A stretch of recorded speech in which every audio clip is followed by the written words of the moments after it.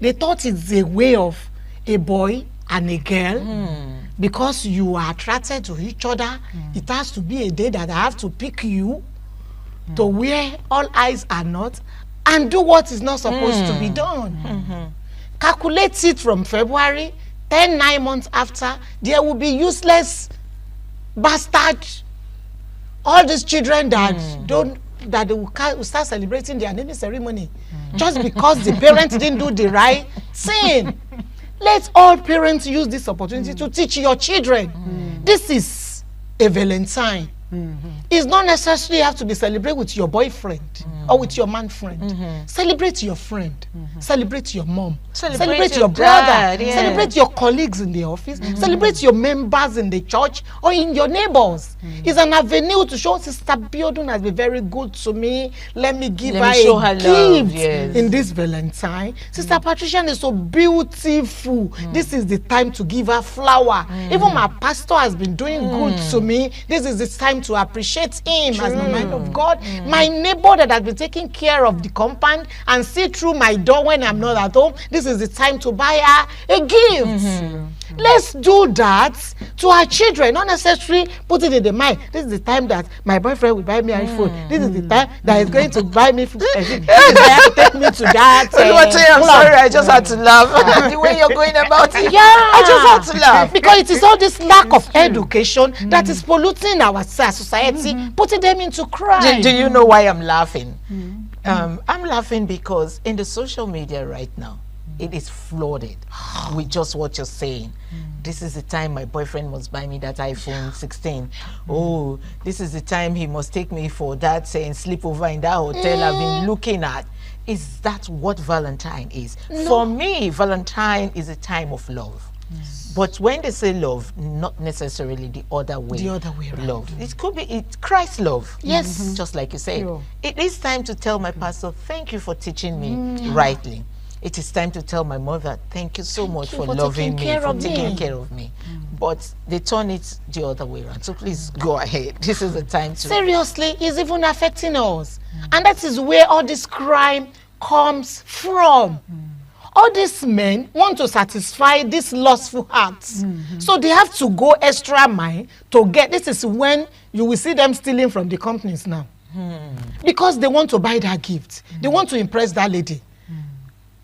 The man has to work extra hard for it.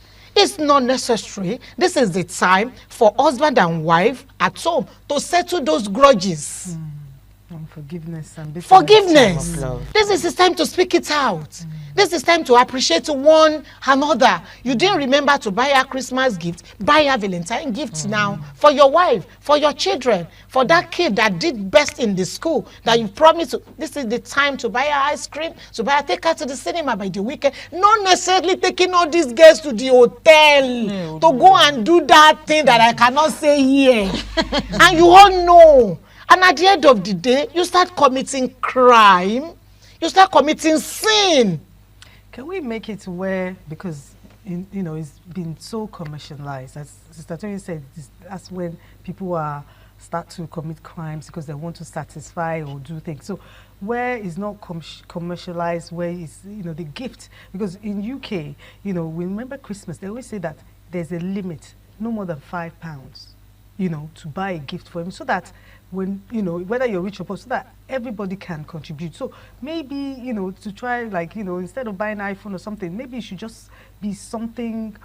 Give me an example. But then again, do we have that kind of government that let wants me even talk. Let me even social media should promote. See, I've warned you. Stop talking like this. This is they call here Nigeria. Here is Nigeria. This is Nigeria. Here, do you know what make us? Do you know what one of the things that make us Nigeria? Because you have money, you have to oppress me. You have to oppress me. See, the rich have to oppress the poor. Because now I'm using this Samsung now. You have to show me that this Samsung is not the latest one. Because it's a Valentine now, you have to get the latest one. They yes. have to go and steal to get That it. is what they use That's what I'm this. saying. We need to change Do you know? our I don't all this mindset. iPhone Do you 16, think 17. the way you're saying it can change the mindset? It can work because here. what she's saying, it's glaring. Information The is rich. power. As you try to We reach pray out to so. Maybe say, we back it up with maybe prayer. someone is hearing that, maybe we need to, at least somebody, there was a rich woman that stopped all this Ashwebi, and then she just wore, I say Akila, I don't know, she just wore something simple.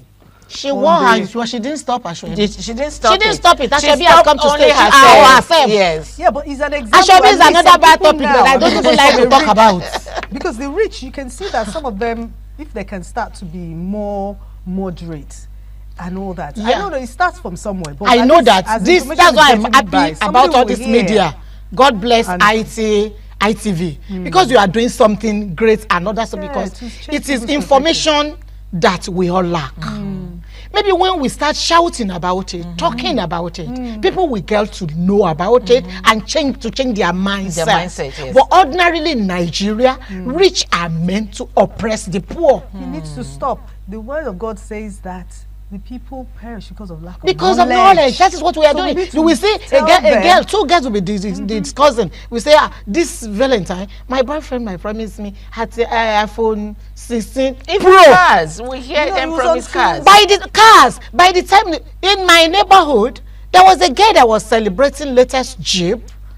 And I now find out, where is she working?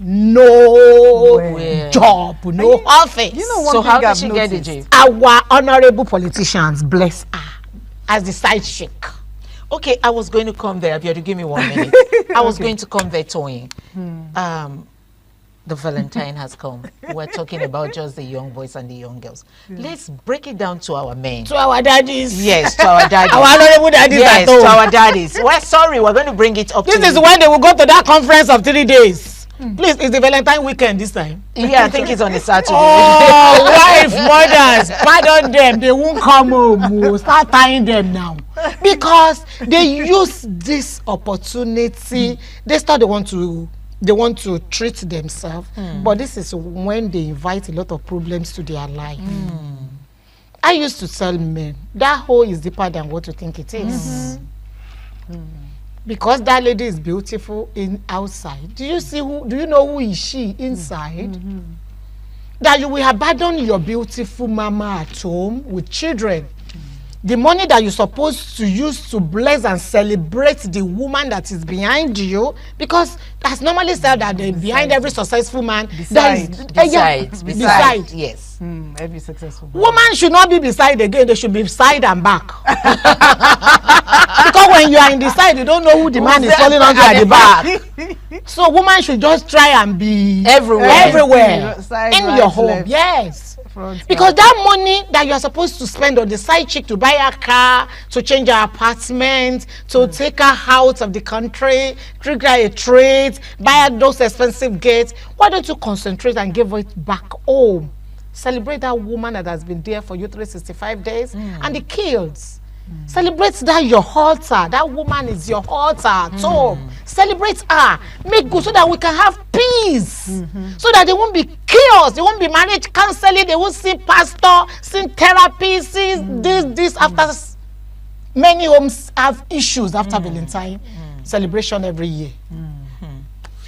Well, you have just heard it from Oluwatoyin. She's breaking it down the way I really, really want. Abe is bringing the United Kingdom. she's butter. I'm trying- She's what? Bottish. Okay, you can say so, but I agree with what you're saying. As we said, information is power. Yeah. If we continue to talking say about this it. and spread out the knowledge, people will change. Yeah. Okay. Because it's, With it's time. wrong with time. We're going to It go might not be going immediate, but with time. on a short break. When we come back, we'll talk briefly on Valentine. And there's a story which is making rounds in Lagos right now, which is actually getting into my heart, that I want us to just touch briefly before the end of this program. We'll be right back. Please stay.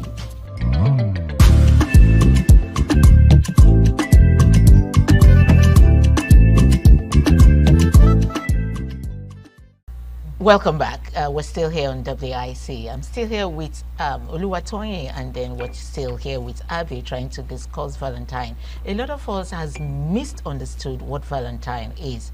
Valentine, it's not for the other room, like our late former president will say. It is not for the other room. It is not for the kind of love you are thinking of. Yes, it is period of love, but not the kind of love you are thinking of. I will just try to calm it up by saying it is the kind of Christ kind of love, where we will share love amongst ourselves. If you have the gift to give, you give. You don't have to break the bank or go to steal or to do things that you're not supposed to do to be able to give gift. Telling me, oh, mommy, I love you, thank you for all you're doing, is enough gift for me. And I'm sure other mothers are the same. And then also we're talking to our fathers. This is not the time to run away from your home. It's the time to show your wife love and to show your children love. Stop spending that money on these little girls and destroying their lives. Anyway, welcome back, women. Briefly, one word from you on the Valentine issue before we go to this story that's actually breaking my heart. I just pray that all of us will celebrate more of it in the name of Jesus. But I would beg everybody to just be moderate in everything that we are doing. I believe all of us know the right thing to do. We are just looking for an avenue of somebody correcting us to do it proper, and this is what we are doing here. That it is good to celebrate Valentine. It's good to celebrate one another, but not by sleeping.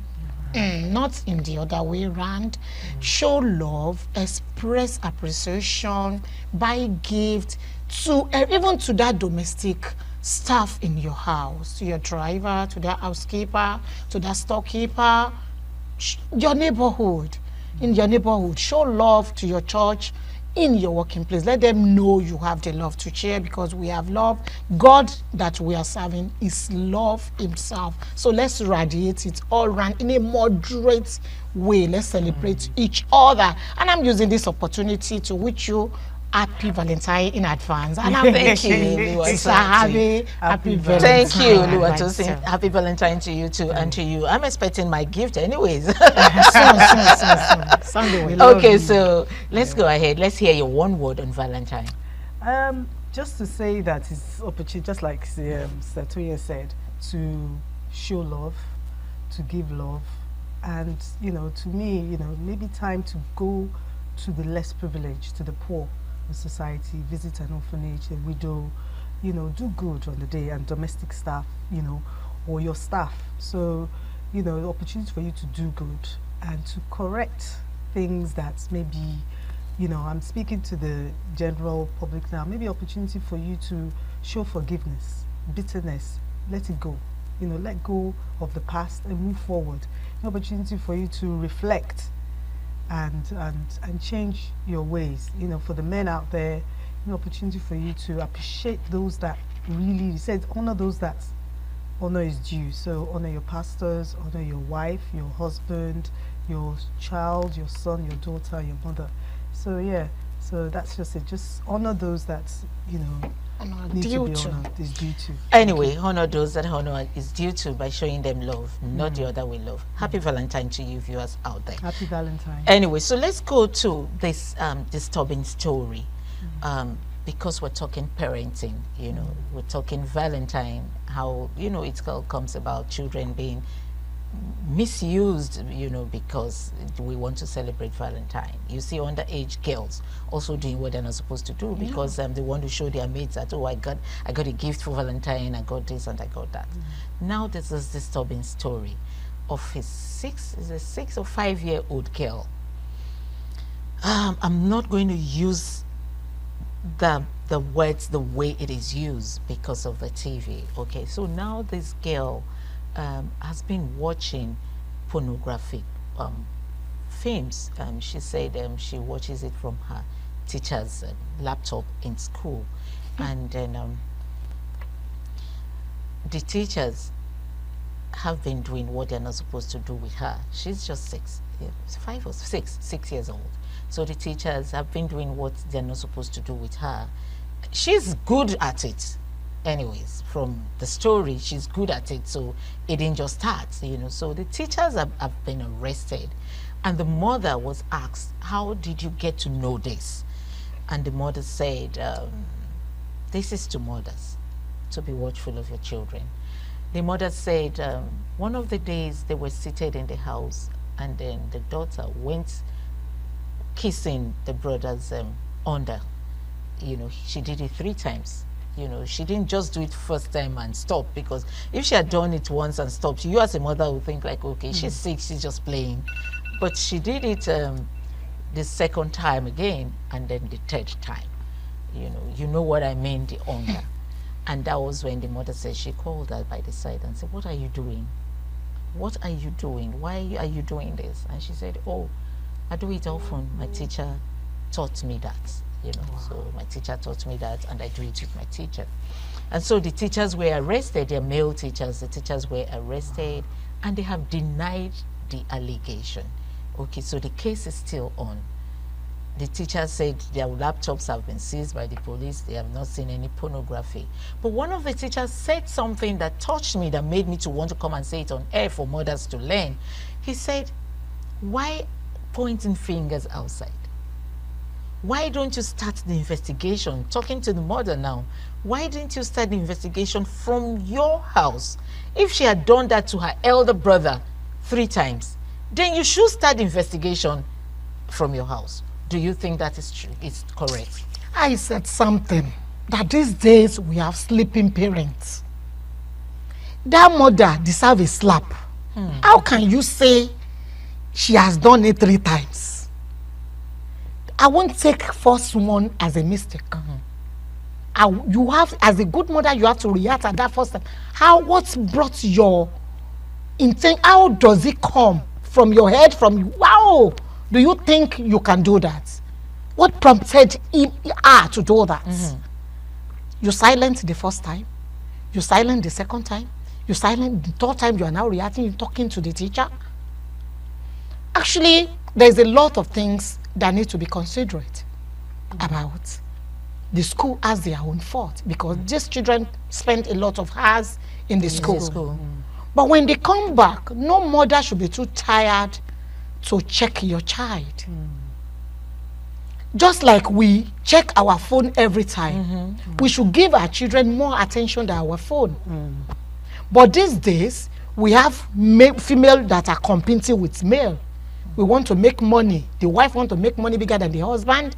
The husband is out there rushing for the greener pasture. The wife is running for the greener pasture. We left these children in the hand of the housemaid. Housemaid that does not even have home training from where he or she is coming from. Because you cannot give what you do not possess.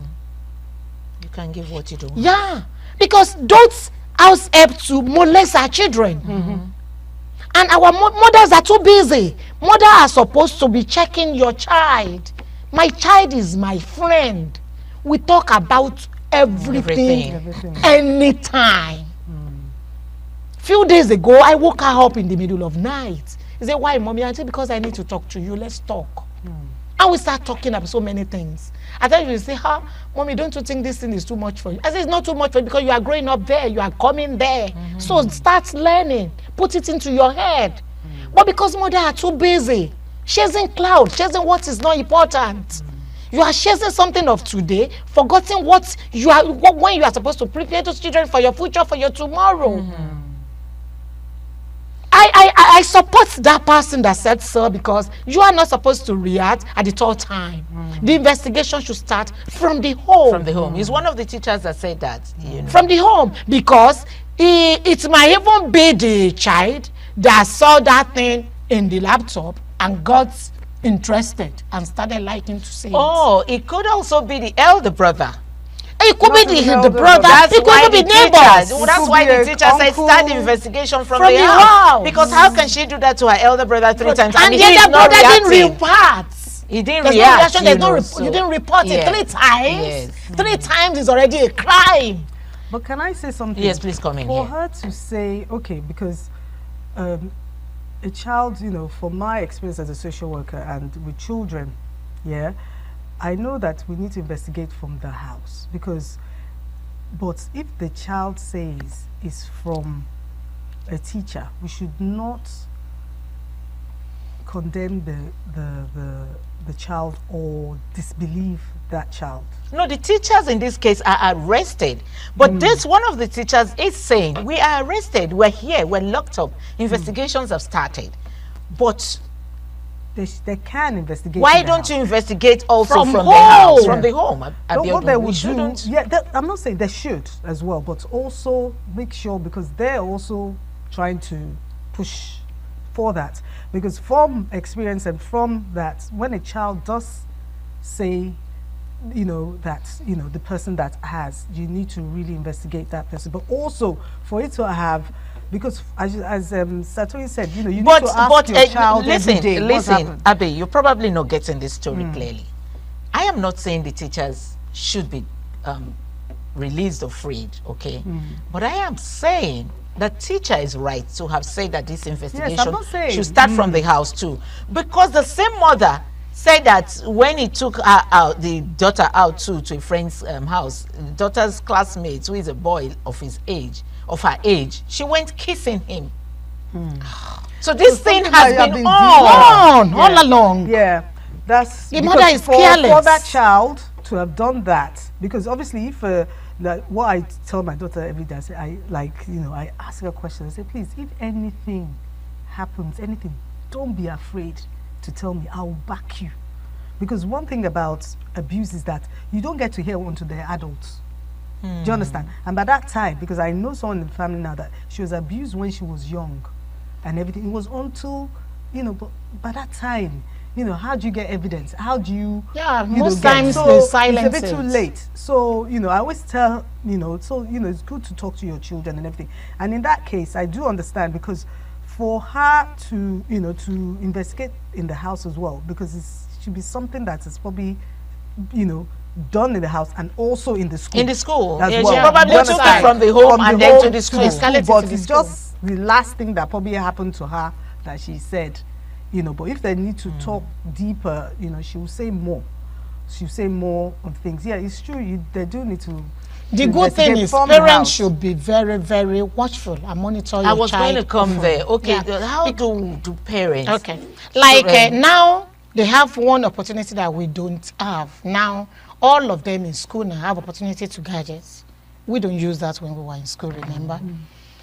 I will use my child as an example. During the last summer school, people will come different way. I just understand she's not comfortable with her phone. A message will be coming, she will drop. I say, why don't you see the message? She say, Mom, I don't want you to talk. I don't understand what's going on in that platform. I said, which platform is that? He said, my friend in school just dropped my number in a group, but she wasn't comfortable with the conversation in that group. And I said, then why don't you exit from the group? He said, she does not want that friend to feel bad. And I said, can I see what's going on there? He said, Mommy, please. I said, I will see, since you mentioned it. And I checked your phone last night. But maybe it's this morning that all these things happen. But I opened the phone for real. What I'm seeing on that group was not made for her age. Immediately, I exit her from the phone. I collect from the group. And I collected collected the the phone. phone. And I said, anybody that wants to talk to you now, She'll talk call through you, my phone. Yeah.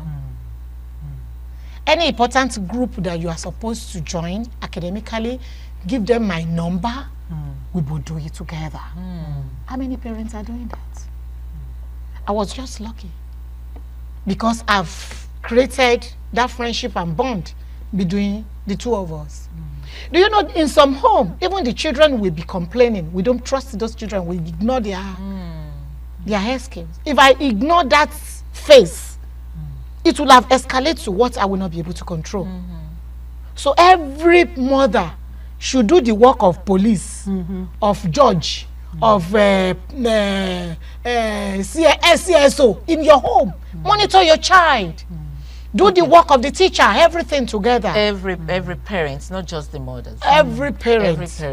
Every parent should. Okay. Every parent. Let's do the right thing, because it will make the world very easy to live. And and like Abiodun said, police your children. And like Oluwatoyin said, show your children love. don't just even wait for only Valentine or birthdays. At every time, show them love. You don't show them love, other people outside will use that as an excuse to lure them into doing terrible things that they're not meant to do. Let the world be a better place. Let's show one another love, and let's police and guide these children. Tell the children they can speak to you at all times, say anything they want to say. You are going to back them up, and this will help them open up to you. Anyway, until we come your way again, I am Patricia Urum Gabriels. Thank you for joining.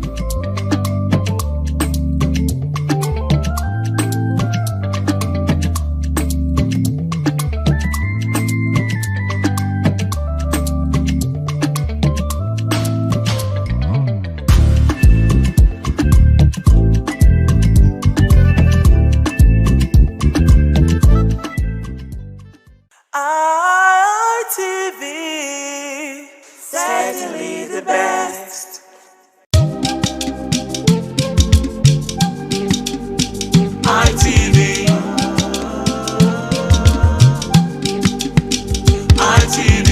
ITV, certainly the best.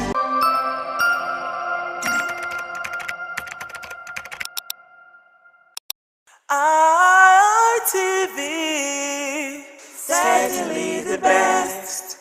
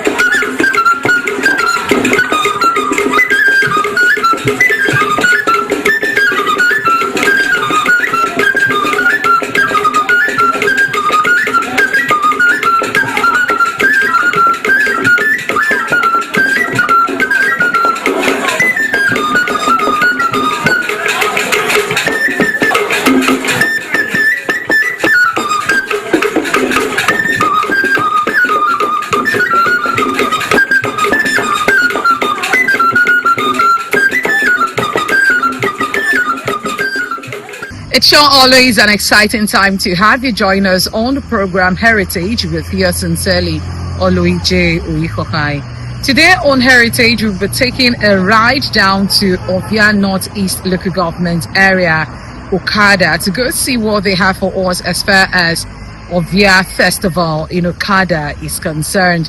So wherever you are, it's another time for us to see jubilation, masquerade dance, and of course excitement in the air. Don't go nowhere, don't touch the dial.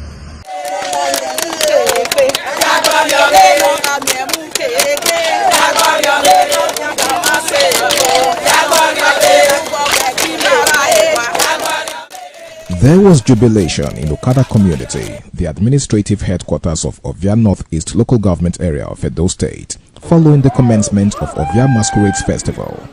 The arrival of the masquerade into Okada town signaled the commencement of the 2-week-long traditional festival, which climaxes on Igwedohia ceremony that forms part of the annual Ugie in Benin Kingdom in December of any year, scheduled for the Ovia Festival. The Ovia Festival in Okada is the topmost of the 4 traditional festivals in the community, which rank as follows: Olele, Ikponiyomo, Ugbohoho, and Ovia. Ovia Festival is one of the significant cultural celebrations centered around the worshipping of the Ovia deity.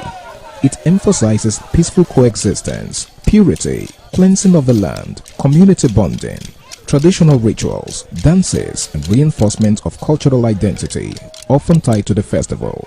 It also brings people together for blessings and cultural awareness.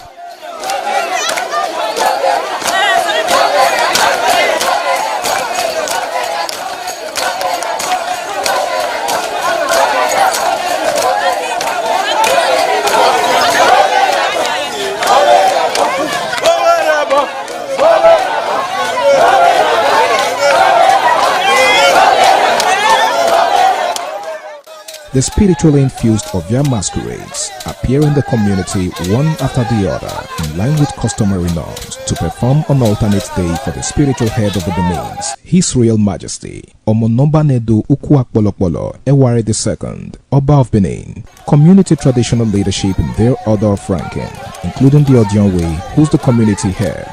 One of such leaders is the Esama of Benin Kingdom, Sir Chief Dr. Gabriel Usawa Igbenedion, a man rooted in culture and tradition, known for the propagation of Benin culture worldwide.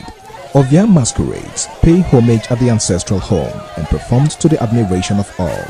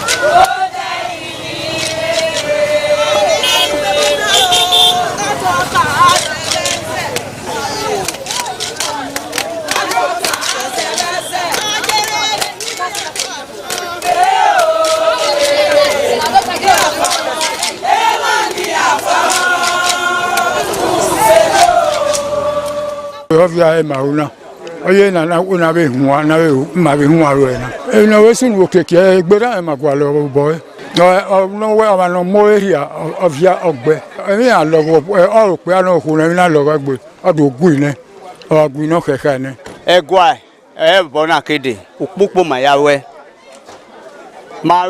no le mo ni risi keniro wa le gbera me ro ni da doge igi owe da doge gbera me ro magawe funenia ukpona ni marwe na ewike ni matiti yo to ebu mana toma inya magwayo ka magwayo gede magwayo toma no we ni ebe mwewo na ria obe aziduna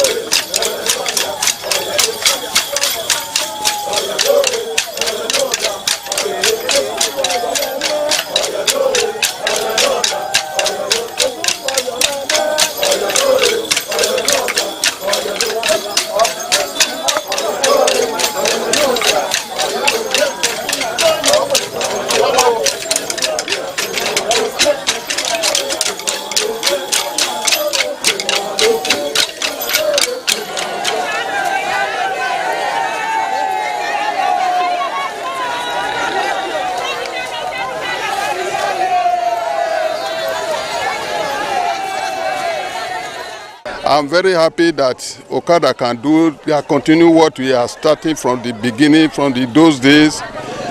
This is our foundation doing from our youth. And me myself, I have done it before.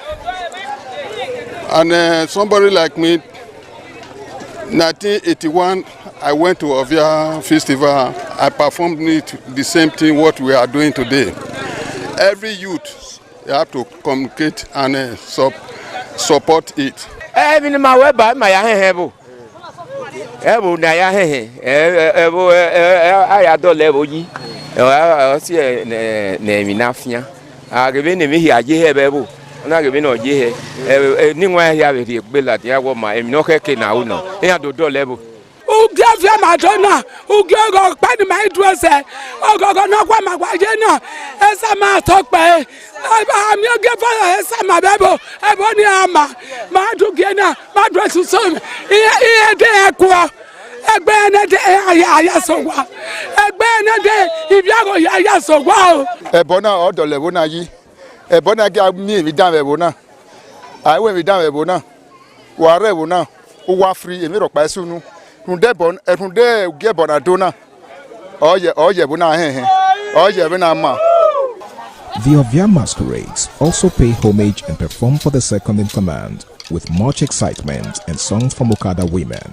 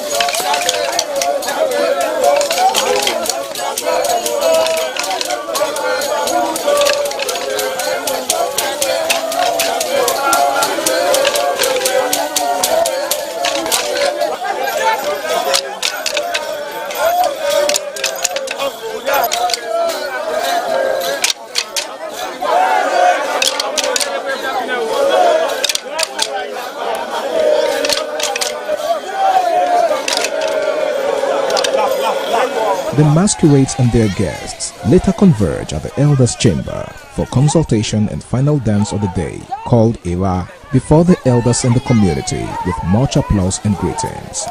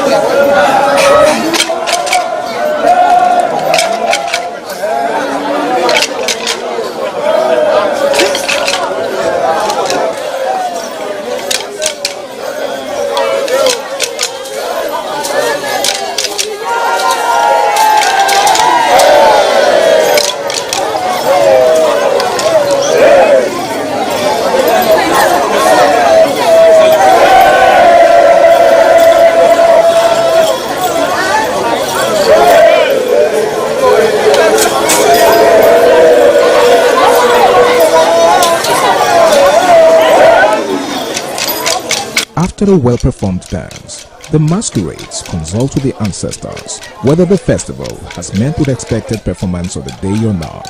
However, with the acceptance of the performance by the masquerades by the ancestors, the shout of joy rents the air as the masquerades and those that accompanied them celebrate and dance in an extraordinary dance called Iranuvei.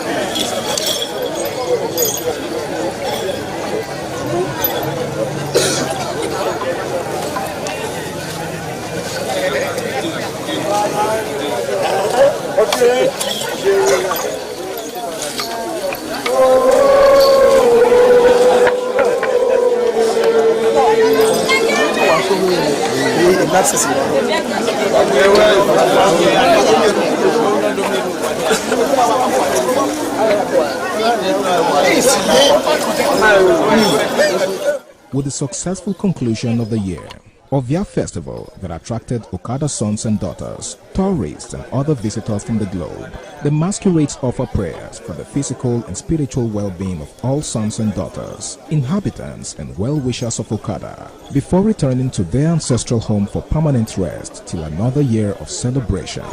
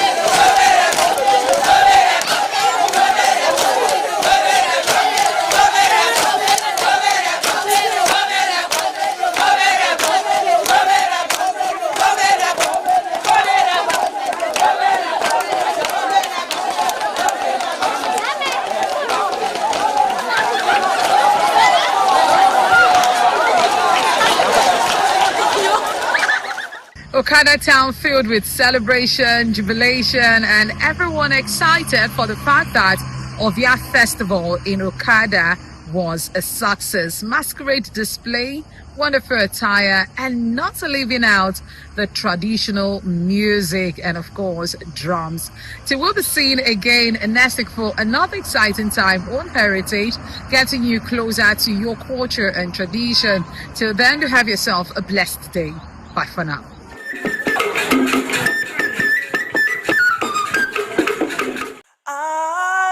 ITV, certainly the best.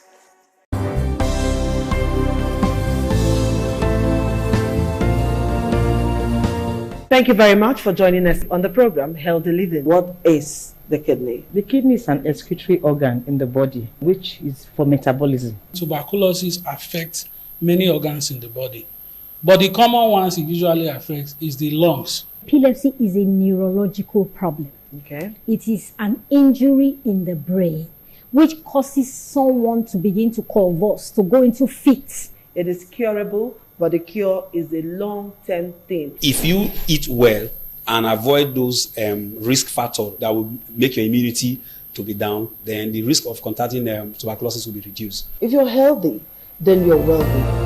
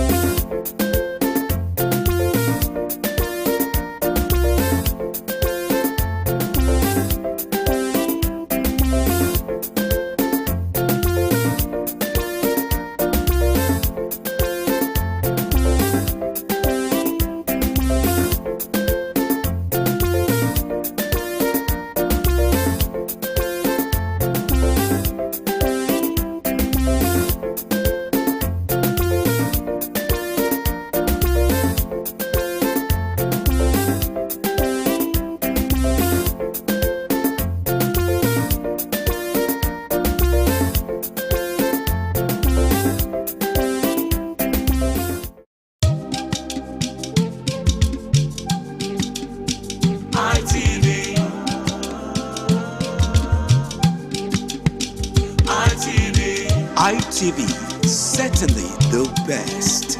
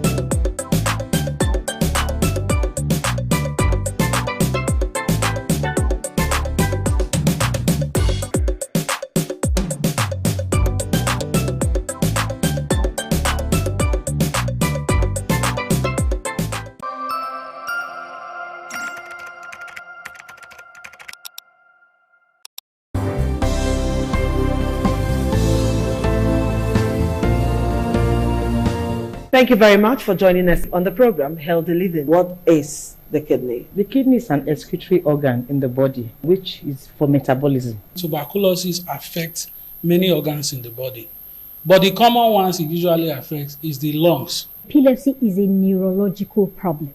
Okay. It is an injury in the brain which causes someone to begin to convulse, to go into fits. It is curable, but the cure is a long-term thing. If you eat well and avoid those risk factors that will make your immunity to be down, then the risk of contracting tuberculosis will be reduced. If you're healthy, then you're wealthy.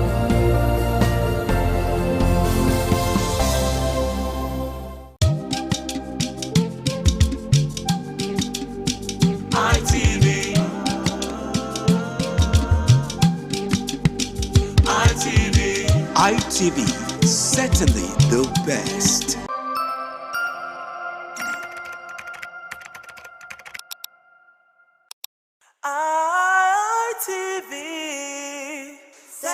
Certainly the best.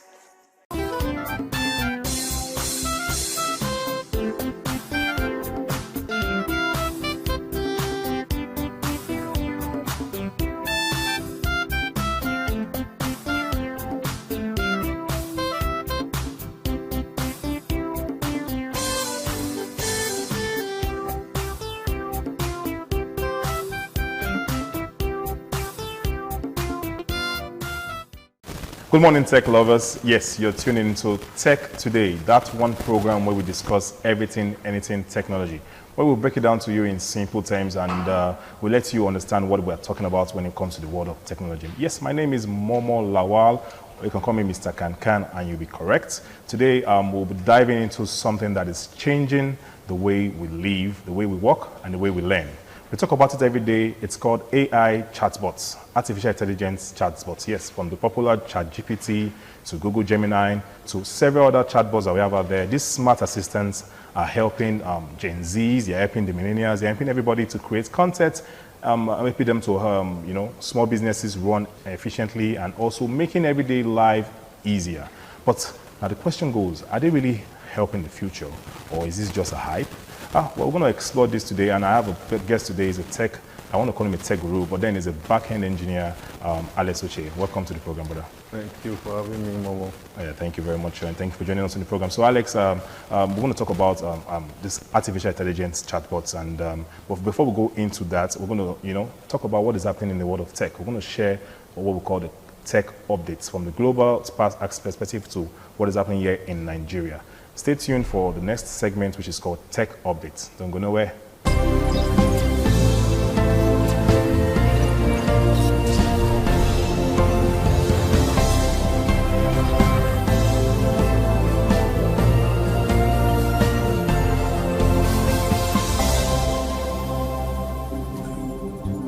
Welcome back to the program. Yes, it's still Tech Today. And going straight into the Tech Update segment, we have first globally that robots are now smarter at working with humans. That's what Fujitsu is saying. So Fujitsu has introduced a new technology that allows robots to understand and predict human movements when working in the same space. So what this just simply means now, before now, we all know robots just follow instructions. But with this new system, robots can now sense what a human worker is about to do and adjust their actions, like it's slowing down or if the person is moving, aside. So why this is important for us to know is that with this new technology, it makes the workplace safer. You don't see a robot walking into a wall or just, going because you say move, it just moves. It now knows when to stop and not when to keep going. It reduces accidents in factories and in industries. This also shows that robots are being designed now to assist humans and not to replace them, for popular opinion.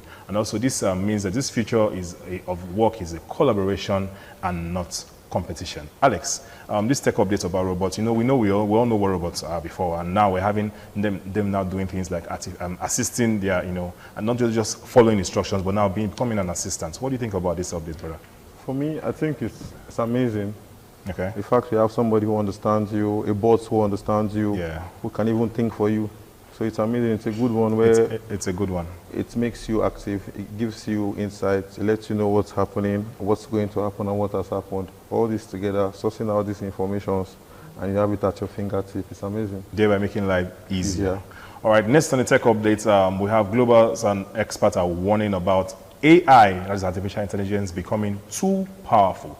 So over 800 experts, tech leaders and public figures worldwide are calling for a pause on developing artificial intelligence systems that could surpass human intelligence. So what is happening right now is that AI is getting smarter very, very fast. I believe you all know, because sometimes before you think something is already even acting in that way, it even has sarcasm and all of that. Before people say AI could not have emotions, but now you'll be talking to your chatbot and it's even saying, come on, you're funny. And it's giving you all those emotions and you think you're interacting with a real human being. So experts now fear that if it becomes too powerful without proper rules, humans may struggle to control how it is being used. So AI already is affecting some jobs, and then social media, and we see some fake news flying around, and it's even affecting decision making. So what those 800 plus experts are saying is without regulation, proper regulation, it could be abused, and governments are being urged to act early.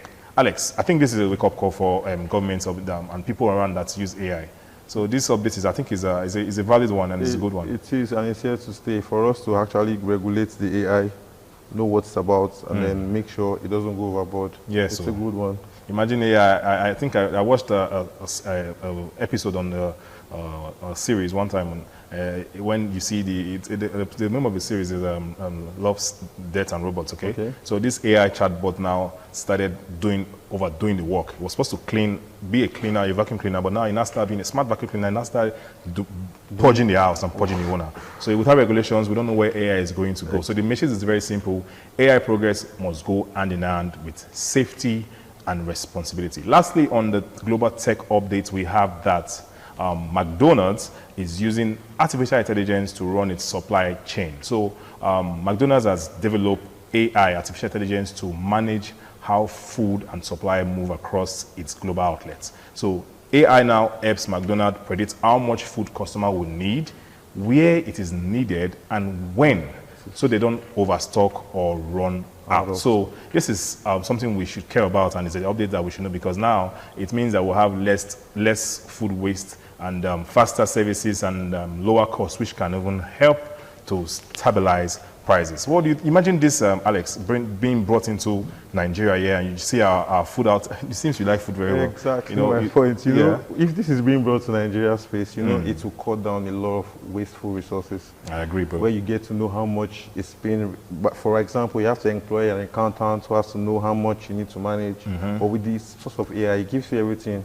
You need this amount for today. We use X amount tomorrow. And then it's all wrapped up. And people don't need to, there's no food wastage anymore. Exactly.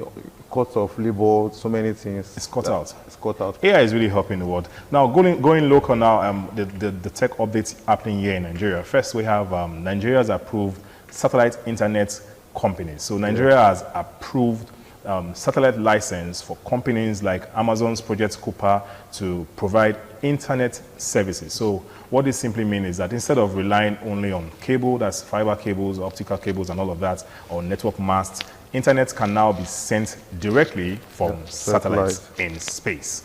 We have one, like I think Starlink does that. So yeah, this means you have better internet in rural areas and remote areas that don't have masts that's up to that area. Exactly. You have support online. This can also support online education and also encourage remote jobs. And also, it can also boost Nigeria's digital economy. Alex, I think this is a welcoming one. This is a good tech update from Nigeria. I really appreciate the Nigerian tech team. I really like the tech experts for actually bringing this around, because it's a good one. If this stays in our internet, you know how much we use the internet daily. You know our issues with our internet. So things are streaming us right now within the internet. Exactly. So you know how it is bringing the Starlink, and you know others will come in. It's a competition, and then we get it right. Yeah, I agree. We'll get it right, and then we'll now bridge the gap of how people can access the internet. People in the rural areas especially can have these services right in their doorstep, because it's just to access the satellites. Next on the tech update locally, we have Nigeria takes action against abusive loan apps. So there are new regulations that have been introduced to control digital lending platforms, especially these loan apps that harass borrowers. So now, what this simply means is that loan apps can no longer shame users. They cannot send threats or contact families and friends aggressively over unpaid loans. So this is very, Alex, I don't think have you ever experienced something like this before? Not directly. Okay. But to not be directly. We're on the internet and we see what happens. Okay, people lashing out on people. Yeah. And now with all this AI, you see that it cannot just come in. You see that they tell you that they call their friend to tell them that their friend is owing them money, blah, blah, blah, use their name as collateral, which is just lies. Family and friends. And they don't know that you borrowed money from a loan app. We even heard at the time, one time, some loan app would take videos or pictures of some of their users and start sharing it online. That's breach of privacy. Now, why is this very important for us as a tech update is because this protects the user's dignity and privacy, like what Alex just shared.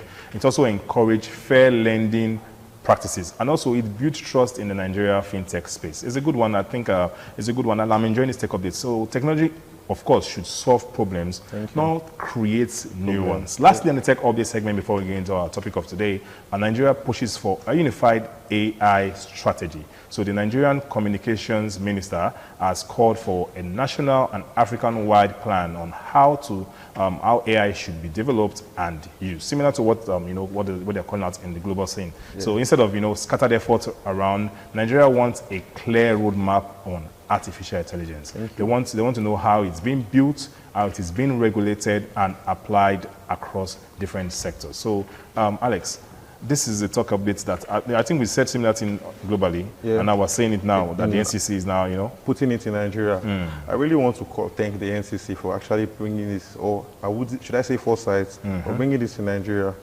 trying to regulate how this goes. Because we see a lot of things happen to social media nowadays. You don't even know what is real and what is fake nowadays. People just use it anyhow. Nobody to regulate these things. If you see what you believe and you go and spread false rule, that's how it is. So we need to actually have these regulations to know once somebody who comes up with a fake AI information, it's out there. This is AI too. This is not real. This is AI. Yeah. So yeah, like Alex is just saying, this will really help Nigeria startup, compete globally and also prevents the misuse of AI. And also, I think it also positions Nigeria as a tech leader in Africa. So, countries now without an AI plan risk, and they're falling behind in this global tech race. Now we're going to a short break and we'll come into the topic of today, which is talking about artificial intelligence chatbots. We're going to tell you different chatbots and maybe just divert your mind away from the one you think you already know, and give you other options and tell you how you can work with them with your different businesses out there. Don't go nowhere. Still Tech Today on Independent Television.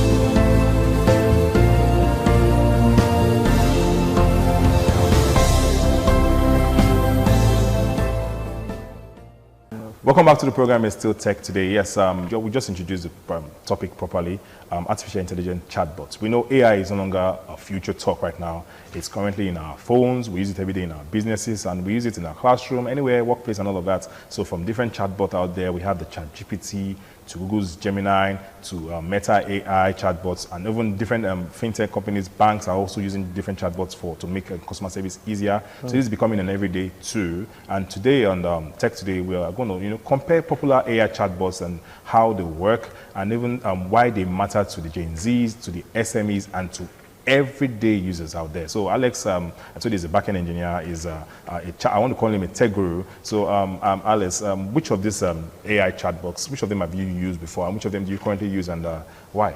So we all know the famous ChatGPT. Of course, yes, man. So I wouldn't say I used it, but my favorite is the Gemini AI. Oh, why is it your favorite? Because of it brings out ideas into picture.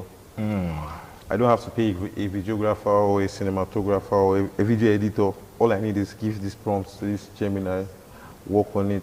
So you use it basically to bring ideas into picture. Exactly. Oh. Whatever I write, whatever you talk about now, I go into it, create a prompt for it, and then I can bring that out. So people that want to do flyers, people that want to just put things out there, people who have businesses, I would actually want them to key into this Gemini. Yeah. Gemini. People who are into graphics, people who want to go deep into graphics, use key into Gemini.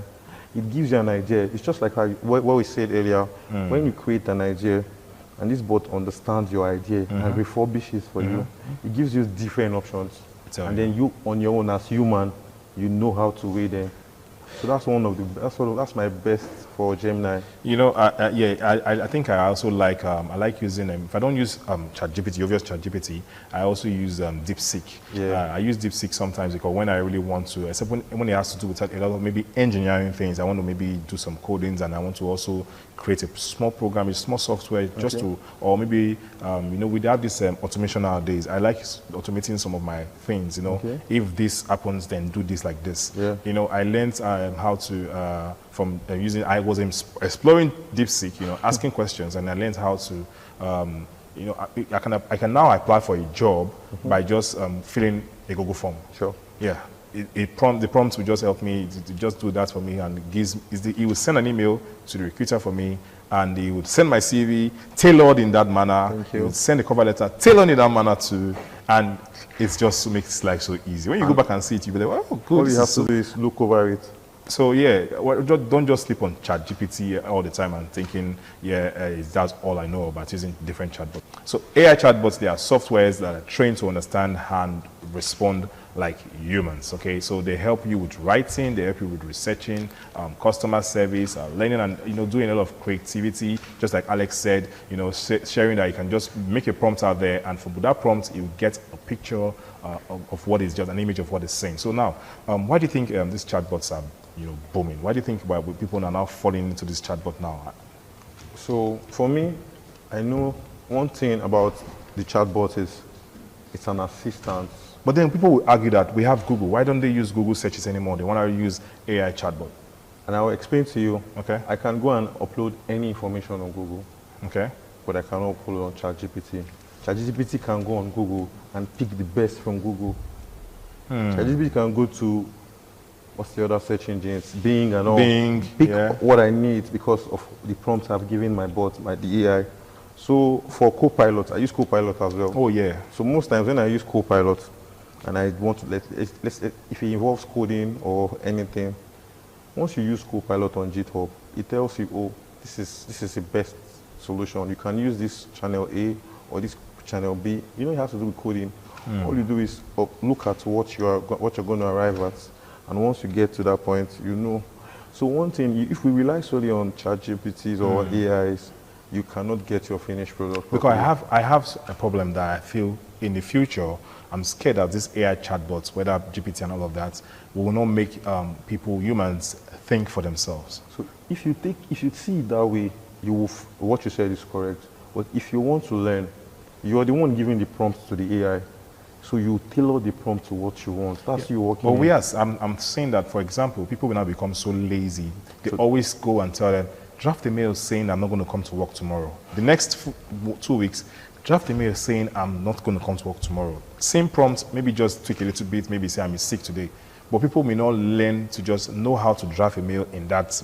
Now I can now know that I can tell myself, I can tell if this is an AI generated mail. Obviously, or we should know, because we're in the tech space, you should know that. Yeah, I can but tell. I know that for some other persons out there, they wouldn't know if this is some persons, I think one time I got a mail where the person even forgot to remove what GPT said. Yes, a refined version of this, and don't do that, please. For the lazy ones, they'll always be caught.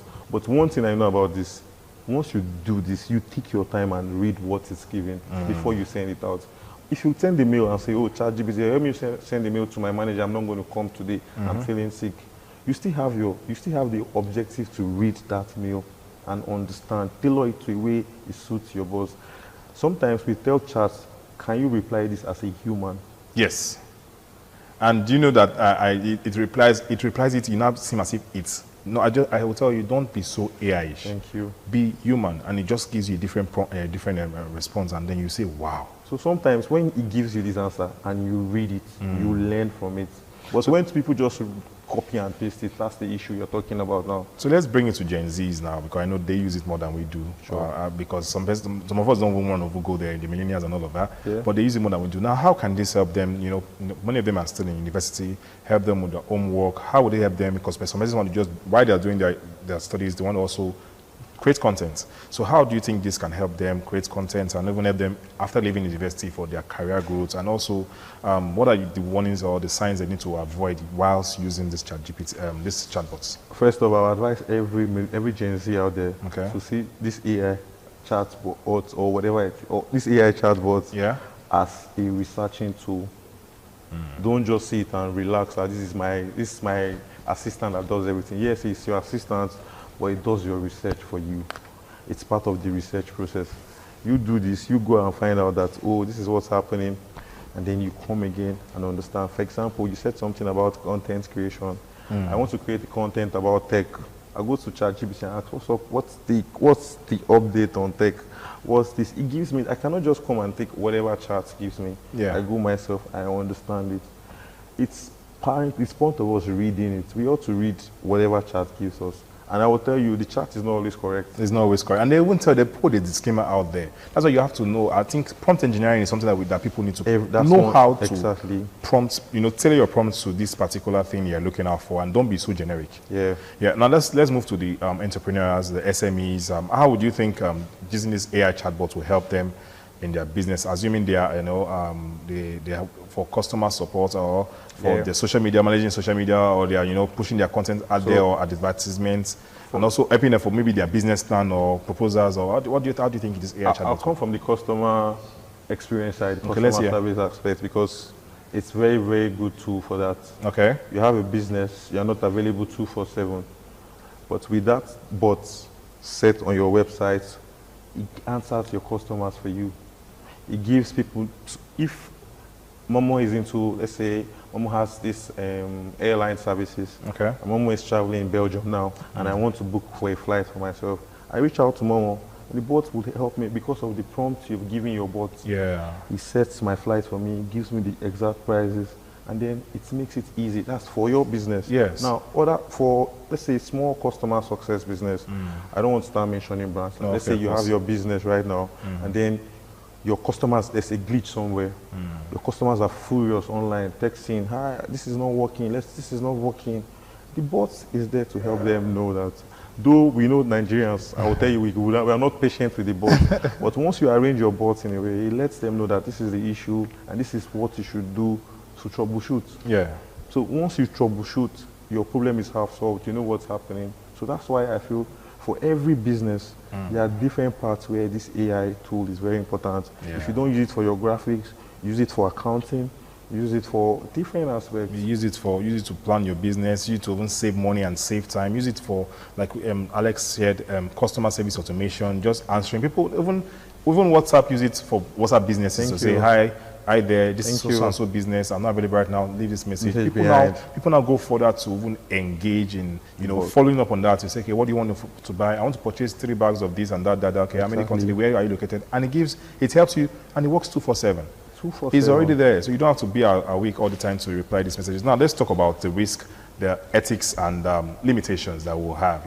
People talk about this privacy issue and all of that in AI. Okay. So how are you using AI chatbots? So let's talk about that. How do you think we can manage this privacy concerns, data privacy concerns, and the popular thought of that AI would replace humans and replace human thinking?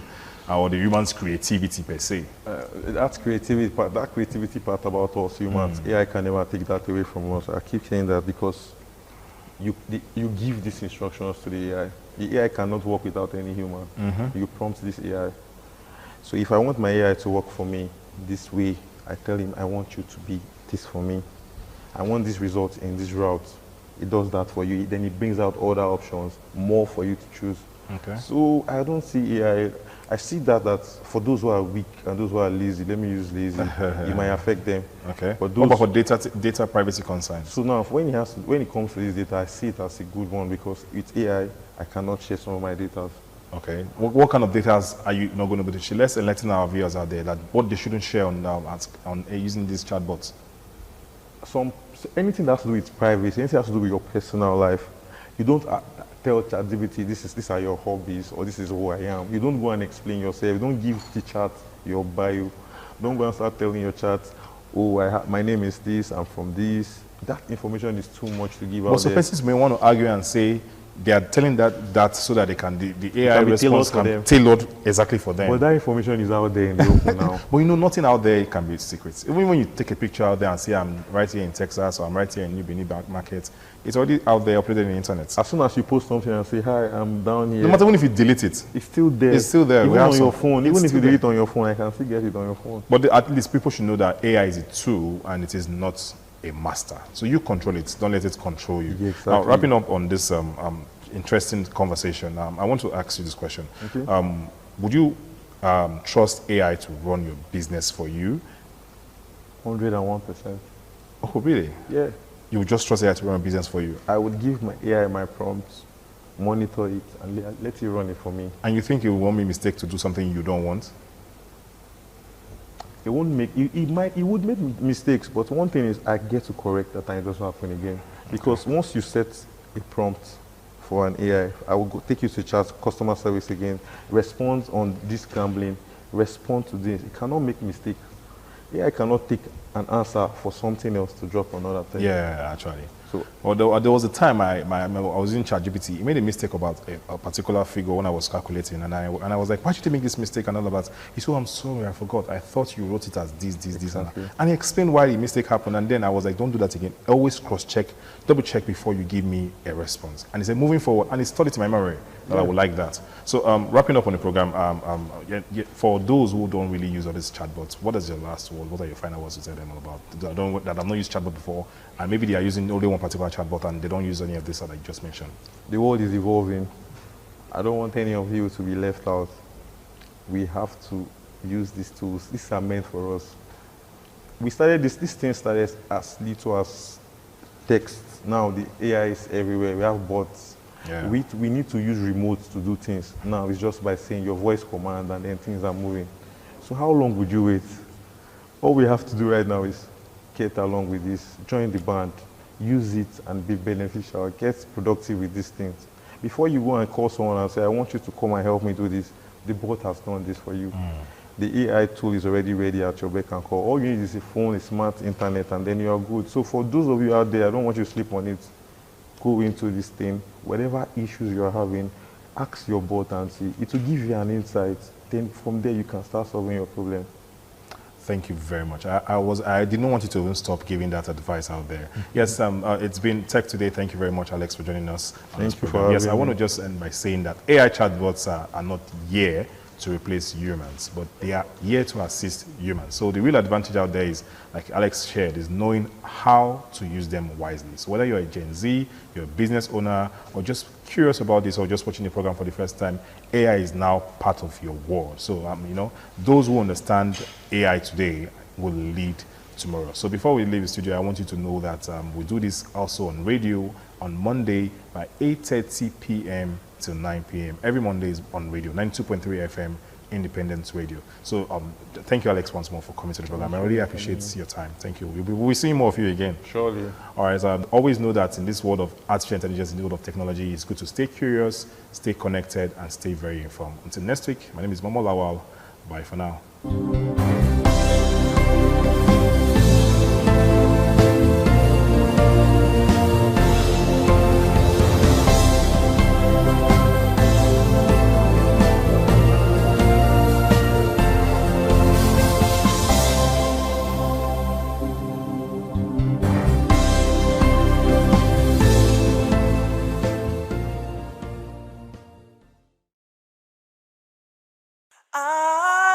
ITV, certainly the best.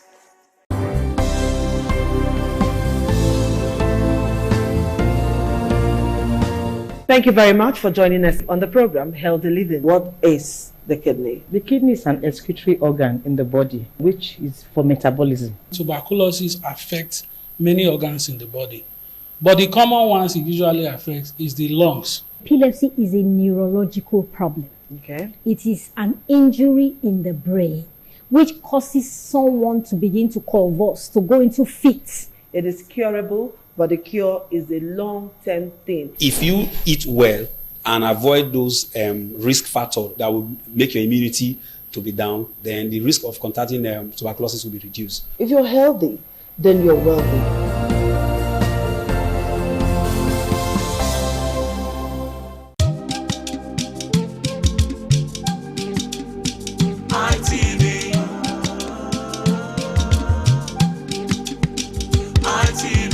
ITV, certainly the best.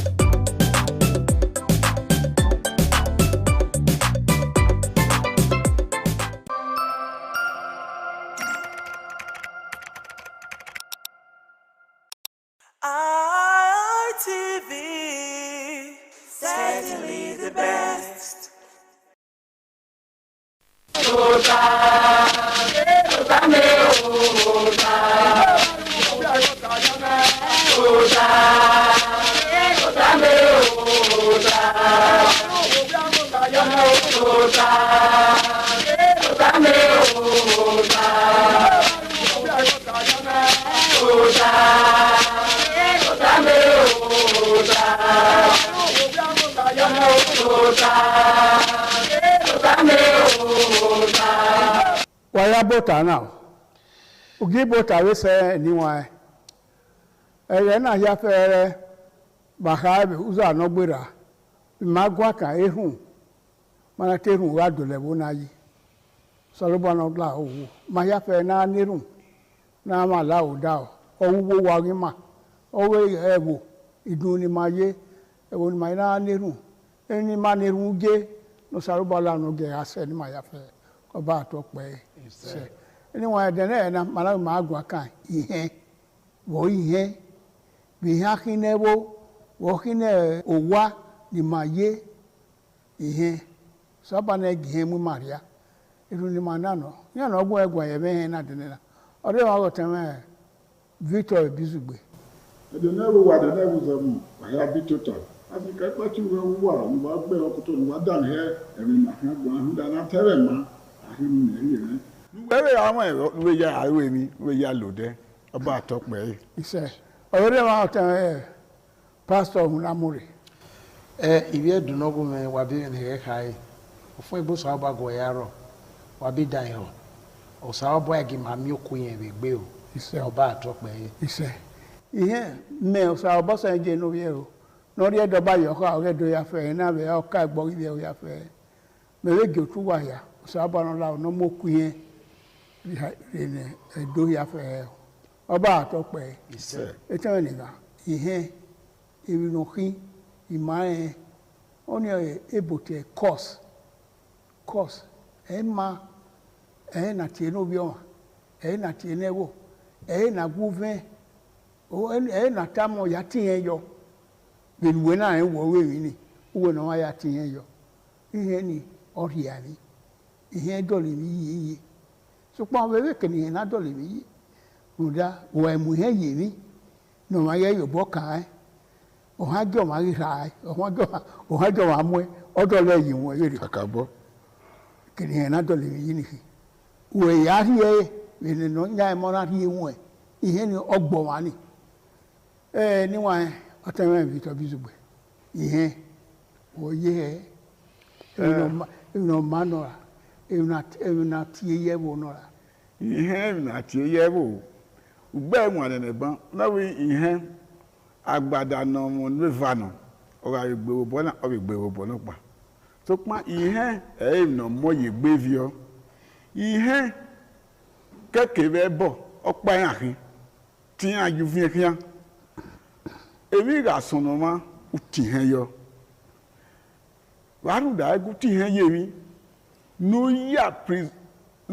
mi yà fi yẹ miẹ́wé èmi ni ò bọ́ mọ́ abẹ́ he ẹ̀rọ èmi náà ọ̀wọ́ ẹ̀ ó kàkà bọ́ yìí bọ́ dá yìí ihe ọ̀wọ́ àwọn èèwọ̀n nànà ọ̀bùn má miẹ́wé ẹ̀wọ̀ náà má hẹ̀ hẹ́ èmi náà yẹ náà dé ọmọ náà dágbẹ́ dọ̀wọ̀n náà rótó tèmi nánà àti hẹ́ yọ òwò ọmọ náà hẹ̀ hẹ́ ọ̀nà yẹ náà ó lígílígílígí àrótó tọ́nu nánà àti hẹ́ yọ ẹ̀wọ̀ náà yẹ kẹ́ ihe àwẹ̀ múládìá wẹ èèwọ̀n náà wẹ̀ ẹ̀wọ̀ náà gẹ́ hìẹ́ nẹ́gẹ́ hìú sí nẹ́gẹ́ tẹ̀ mú nìgí rótó tọ́ asán ayarọ̀ àfọ̀n ayarọ̀ o dọ́wọ́ bí i amásẹ̀ tí wọ́n wẹ́ àmúyọ̀ máa bẹ̀ wò bọ́ àti hẹ́ yọ ìbáni hẹ́ náà sún agbó máa dọ̀lẹ̀ ní iyì so pọ́n ọ̀wọ́n náà wẹ́ nẹ́gẹ́ gíyẹn àgìvíọ́ èmi ni wẹ́ẹ́rù ní abẹ́bí ìkùnúrú wẹ̀rẹ̀ owó òrè náà òsì ẹgbúrú wa àyàmú ihe rè òkè kí òhọ ẹ̀ ma ihe ni ràre ọlọ́gọ́ ọwọ́ àárọ̀ mi ò yí ní ayé tẹ̀mtẹ̀m ní àwúlò pọ̀pọ̀ hú ní ihe láti ẹni ehi yàn ọ̀rọ̀ náà yàrá náà kò kíyàn ni ọ̀gbìn yàn ni ọba àtọ́pẹ́. iṣẹ́ màá yíbù wẹ̀ di ọtẹ mẹ́rin pásọ̀ ihe mẹ́ẹ̀wẹ́ zẹ́bẹ̀ ọ̀hún sàlóbọ̀á Even no movement we are going ihe no not a Bible. Ihe no so error Besonia a record or I view good at the other a Bible have oh yeah we are good so Muda a digo upper way a Bible in a Bible no Domono wa talk me do not bevo won tare magwa kana no da e ma no ye ke we oriaki na mie iriaki na mie bi ye ke o ho na tie repercussion no ye ologoma no le lo ko yan no da wa nyise afia gbele le yan wa ho iyen le yan e ba no salo bana ka bu we bi no wa we yen ye yoto aro ke bu we zokba eri afia gbe we roto afia gbe ke biye we zokba wa we miye umiye wa we mi run e afia gbe u we mi afia gbe bere ri mata ba be bi no wa o salo bo ayagbona je onwe iye ilele ya fe no na te 10 commandment no ile ori gbe ni no ro iye ora okike thou shalt not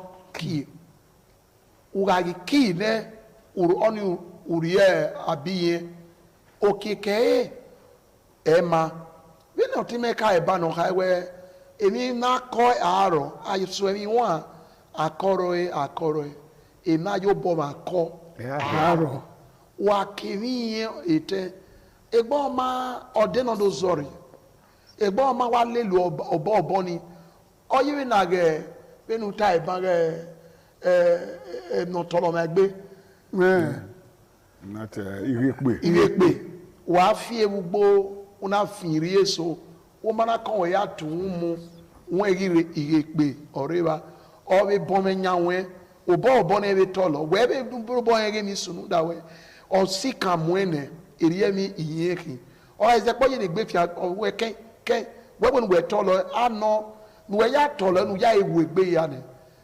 inwina rene egbe ya tolo wa ne o wa ni ye ma eveil e ameveil la ko wa ye ga so agripa so be na irepe ya ba e ya gon saman ye egbe ne eriye mi iyeki we ga wene ni ozetigari eniyan mo okeke ma nu da iye to so makoto iye oyo ma mita iye ogbo ma di ne yimi iye osiologo ma yo ma gbe dopa emi opa no gire egbi yen e ma ni bunro emi we lagbera ni o ba ge mi yen no unda so pa je mi fe newe ewe ugawe urai uriene ewona ugawe uriene be no be aye we be no wa egene ke na gbotion ebe ye na bom egbo a ona wo mo pa ma den yen unda era ro wa yero wa ye gi kia osalowo duwa no dege ni bro pa mari egbe la na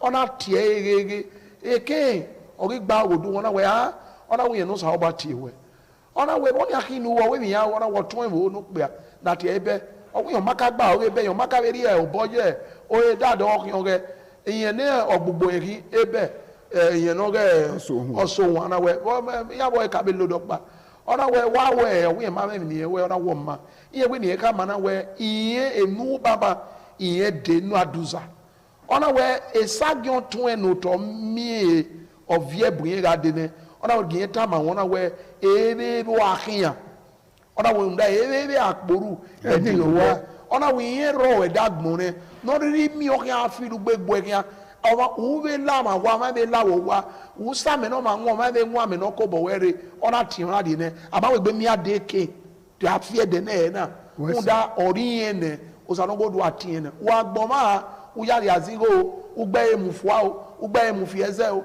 we ga o ga ma mi no dere we iye ni de o ga logo ma ni emi ese ezo oba atope ise anyway wa da matana wa ni gbama wa da matana wa no gbera gbiye wa da matana u va ra ko o yu e akara ni yo ya bio ugbo wani we no gbo wa we wa we ari azen igo umeke na fe umeke na bowa umeke na hin moto ihe ni hi owa no nya mi nu we ya ri o be tin enwe ihe ma won ebedo awe bo ya ro awe bo ni na ya meti ya bege no yo amu wa we aya tie bo na yo we no fi aye okwa he isago ehia boya fe ni redo ima awe bo ni no meke na no yo amu wa no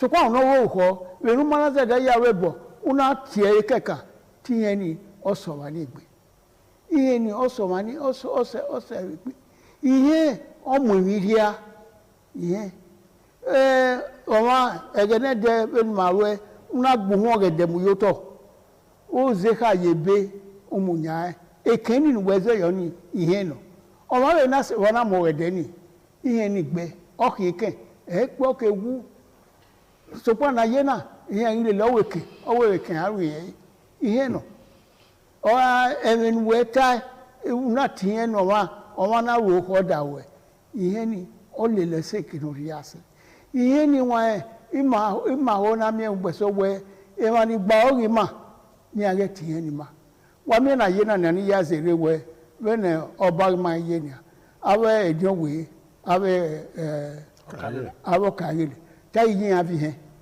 so pa kagele so yin tie kwaro awo wori ni efe yo ni efe bu veni inu aru odo fie wori ye la toma gwebo teleyi awe no bion we wo pa ihin to ori ye fi epo ben we be hin ma se we no ma ko se de ye gwa o ma da ro ba o ma da ro wo we o la toma be wa vi osisi ai agun ahon ai mi ai ko kuli akwa webo so po we we wo ni o we bo he aye ekere ni ga vi ese ebobo wede ebode na aduwa edolo pe mo da we emi ni he oyin mata na we ma no mari he o te disugbe ihe ma me na wa gwa na ihe na wa ha na asubo ye gbe ihe oyere no ka mo ma gbe ye fi igbera wu nebute SSS o da we yi nu we hu da e ma so wa re wo o wi atuba gbebo mu eyeli we ni ra ri to ya atubero wa mu ogbe ori wa o ga kian so pon be ni amana ra we ya amana du o yi hu da we etigu we ara mewe ya ma we ropo na gbin abere o we na ba ya ogi asin de mi he ya sin ka ni gbin ya ti he mara gele we na ni mari o ya yi na o ya ti he yo mami ihe ona be mu eyo we negi o ma iwe eri gbera ekenu pe ise o to na we 50 by 100 we go pa wa o ma be ro wa u ya mu 100 by 100 or 150 u ya mu no nya nu we fi obo yi ni se ti go esin hu di go ego ebi no kan ya ki eke ori he o ti he no ori oni no kan abe ho no gwa lo ma no wa be mi ku ni e kan si eyo wa we ga ti e ogwa lo mi ami e wo won gbege awe no de o eze po ye wo kokko ni kuluku gbodo akun egbemu okun egbemu nu we ihe ni oroyo egbene o ga se pe yen do ke no kan du adowe ya ere ma na te o de pe awe ye ti ladan wo wa hu da be mi ku no ru ihe oyo egbene o ma ko ma no we mi no ma ai be okeka we we no aye awe me ne ga ya bo wa adowe na yimia ara yimia abese ti be ki he wuri egbe ba edo yimia yo ne bowe no le be no wa we u ya confess why make a confessional statement ya mi eko masalobua osabo yabowe eri obe ye o ma no wewe mi ihe na oyo wa ne la egbe ne ona do mi ekwe ona kieguri egbebo awe se ha o be fo egbere hu do ni o ke ni ma yo bo wo we ya le ni he ma ke ni ma de ye gbegbe hu da e na ye gbevio igbano e le gbewi o ma ko wa no ga we sarieti ni o ma wu ya ri awo o wu ya dole wo yi e tinari enu we ni we na ya dole wo yi ihe wa esike edugboru we ye ara owo mo na wa be mi ku una fi aito una ari ya webo e we ri ropa so pa o wa ni na fi gbogbo yi do ne ra o na samo go ba meze awe ho kekan we ri on gbe iguma o gbe kekan ihe kan na we gbe obo atokpe ihe magwaka ni wa we no da hi mana we fi oboyo gbido uri ni eso na owu e uri ege owu we mu la wa uduro mu ra no wa no nya na aso a o ya ri ama mi wa we ebode uda ihe ofian utome ona te so mi pi ya gboso won wo owo kigbesi ya gboso no ama imalibu yan wa pa ma ka wo yan gbele yan o but ni bu wo yan fi obo yido o yan ro no ma keke eduna iye emino emi he e na mi we ni wa egenede ka sunu yo via yusu sunu yo kwa eba sunu ye bonibu ti yara muwe na miewe omo ma ro ho wa gele ya ti ani yemi omo no we mi ni iye na fe wo waro wo ma ne do ma ri oko aya bi yen oni emani me a wera me ya o bi yen gbeso owo ko na owo o fi owo yo ha owo ye ma fi owo yo ha we do bi yen eso we yen gele fi owo yo ha abidu we bẹ̀rẹ̀ mẹ́wẹ́ èmi ni máa ọmọrùn àì fúndá ọmọ ìnàbẹ̀kí ládíá ilé náà wà àánúnyàkó wẹ ọ̀rí àwà àhó ni ọ̀rọ̀ àwà ihe náà ni wọ́n ẹ̀ ẹ̀mí ọ̀rẹ́ ọ̀sẹ̀ ẹ̀ wẹ́ tó bú ọ̀nà rò kọ́ àfihàn ọ̀nà fíwẹ̀ ọ̀rọ̀ ọ̀nà fíhàn ọ̀tọ́ mẹ́ nẹ́gí àbá rẹ̀ dàgbé ya ihe ẹ̀ máa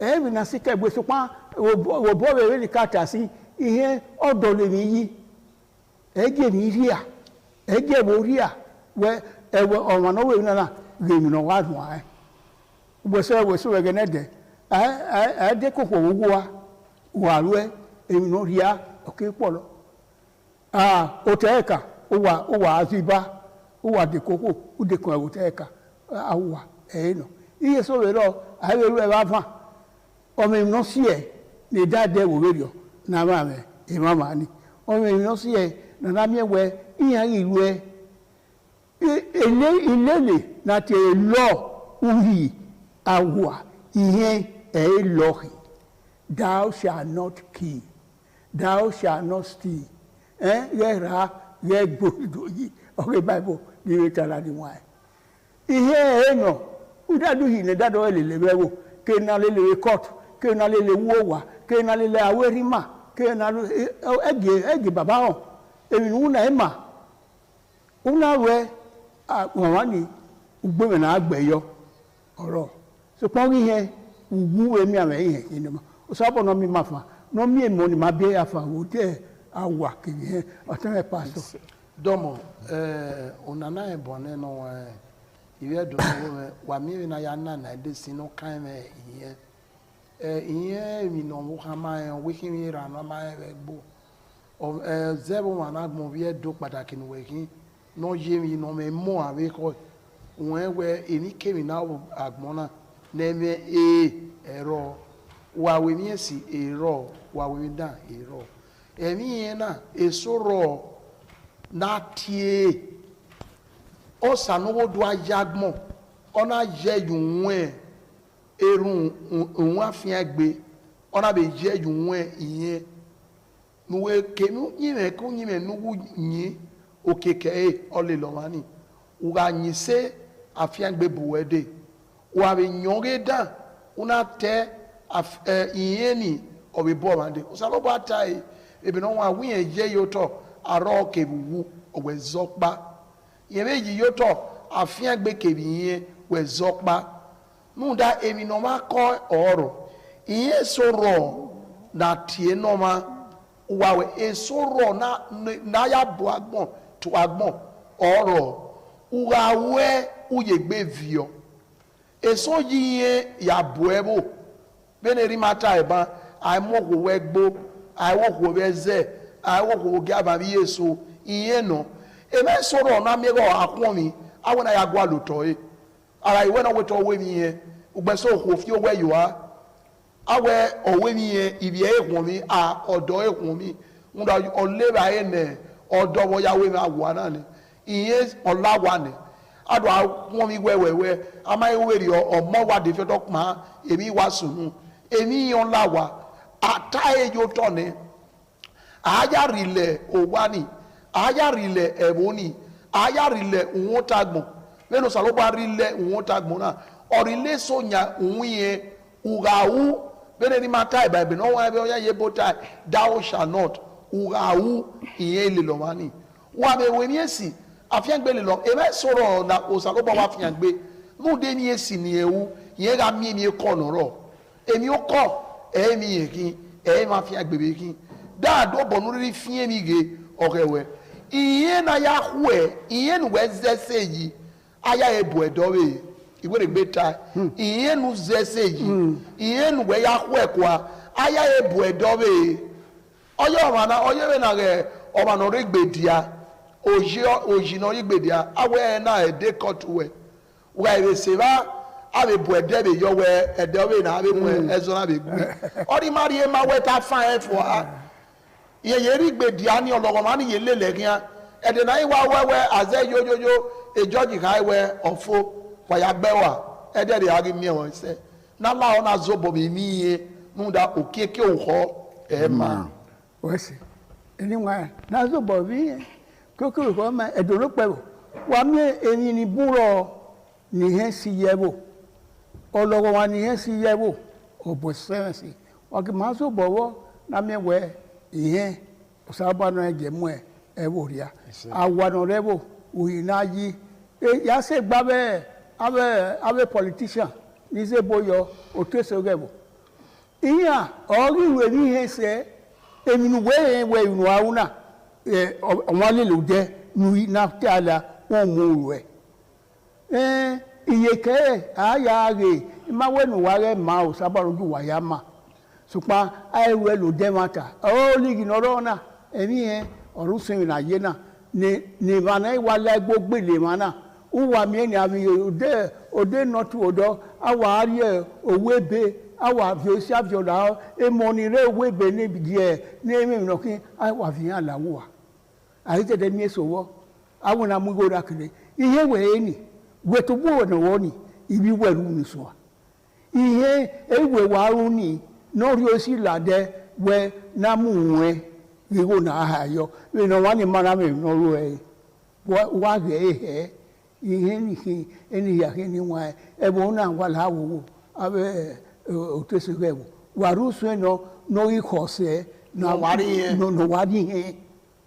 we no waru no man na ne no we na so dio webo yo gwe dio fio boye o ven o keke are mu na be o ya mu na wa so a ori ni anyway aka ya wese dono pebu na la wona ye me na we mi we na teme ma no ma mi ori o ebuku na la wo re iyen ma be gbe o se mi ame osuwu osu ipapa osi ologun ma yo wa na la na yo bi ma si emi ni bi ibi o hadori oja ebo keke oba atope ise atame ihe no ma ye gbedede gbe owe ununaya ti he reye ununaya ti emi ame ete ununa ti yari bae hu do ni ikepa na yin opa yin oku wagi ma le ni he ru da were igban re bo ki le gbe wi o no le gbe mi ni ne o ga we o ga ko kieke o se ti ari e be de na akwe afi were no ro ari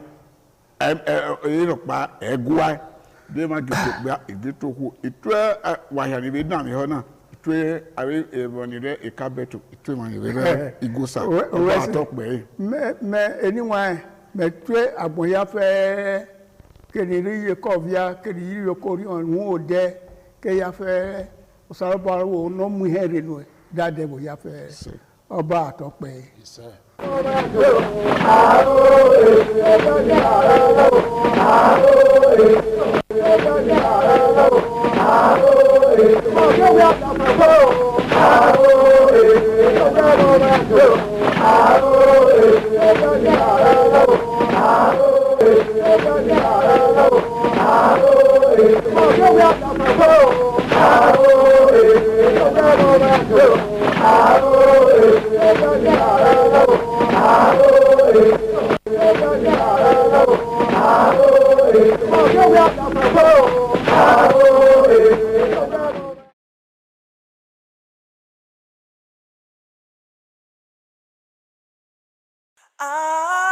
ITV, certainly the best.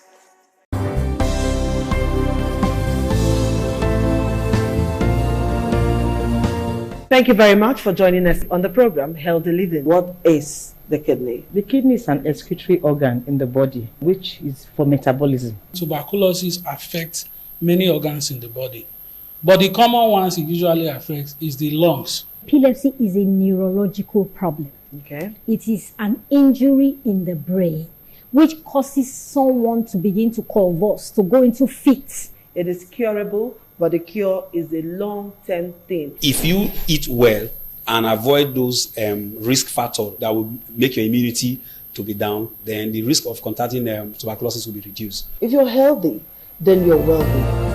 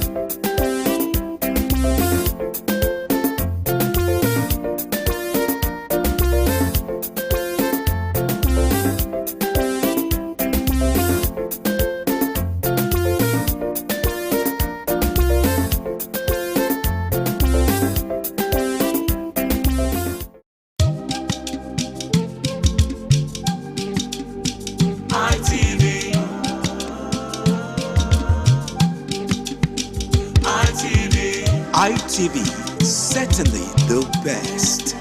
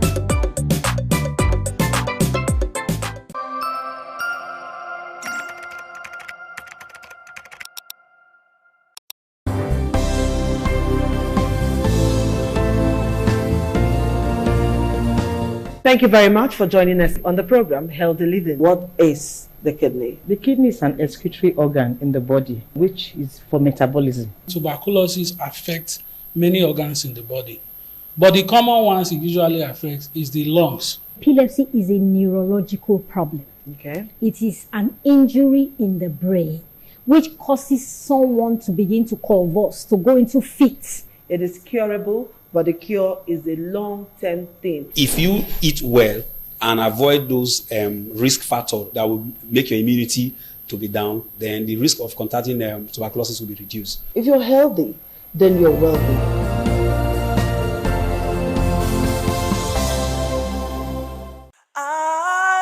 ITV, certainly the best.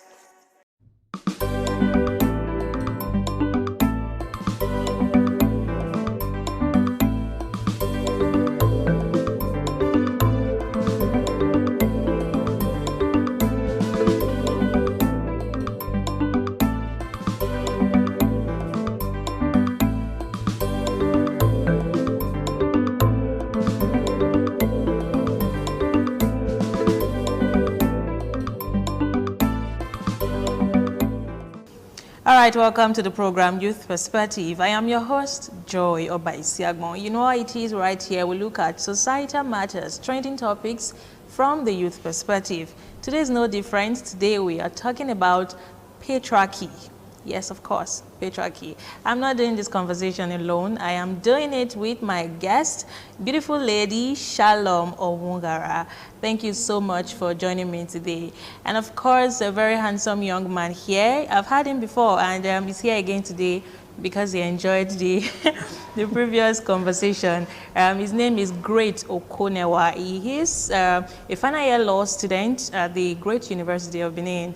Thank you so much for joining me again. Thank you for having me. You're welcome, viewers. Yeah, all right. Let's get straight into the business of the day, patriarchy.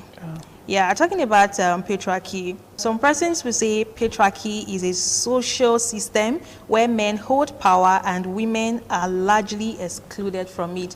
And then some other persons will say, it's not like that. Patriarchy does not exist, like it's not there. So since the word is already there in the dictionary, we see it all over the place on social media.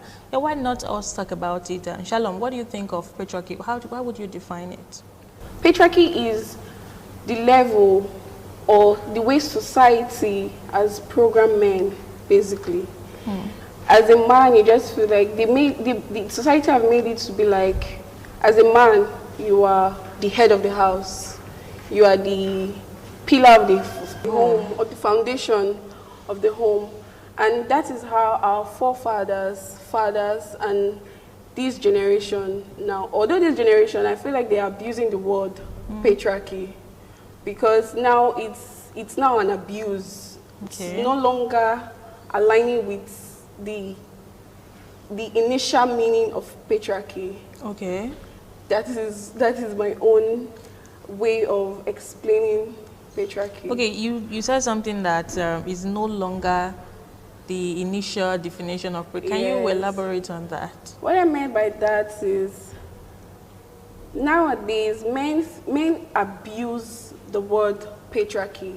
Okay. Because you see, I'm the man of the house, and like you don't want to do anything because you're the man of the house.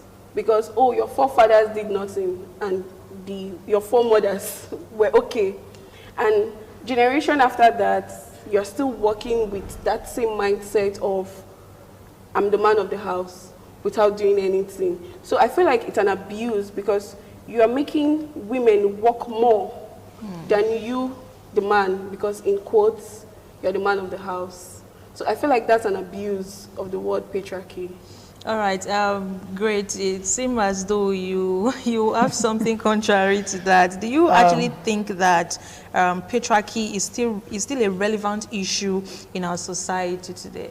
Yeah, patriarchy is still very much relevant, and I want to look at patriarchy from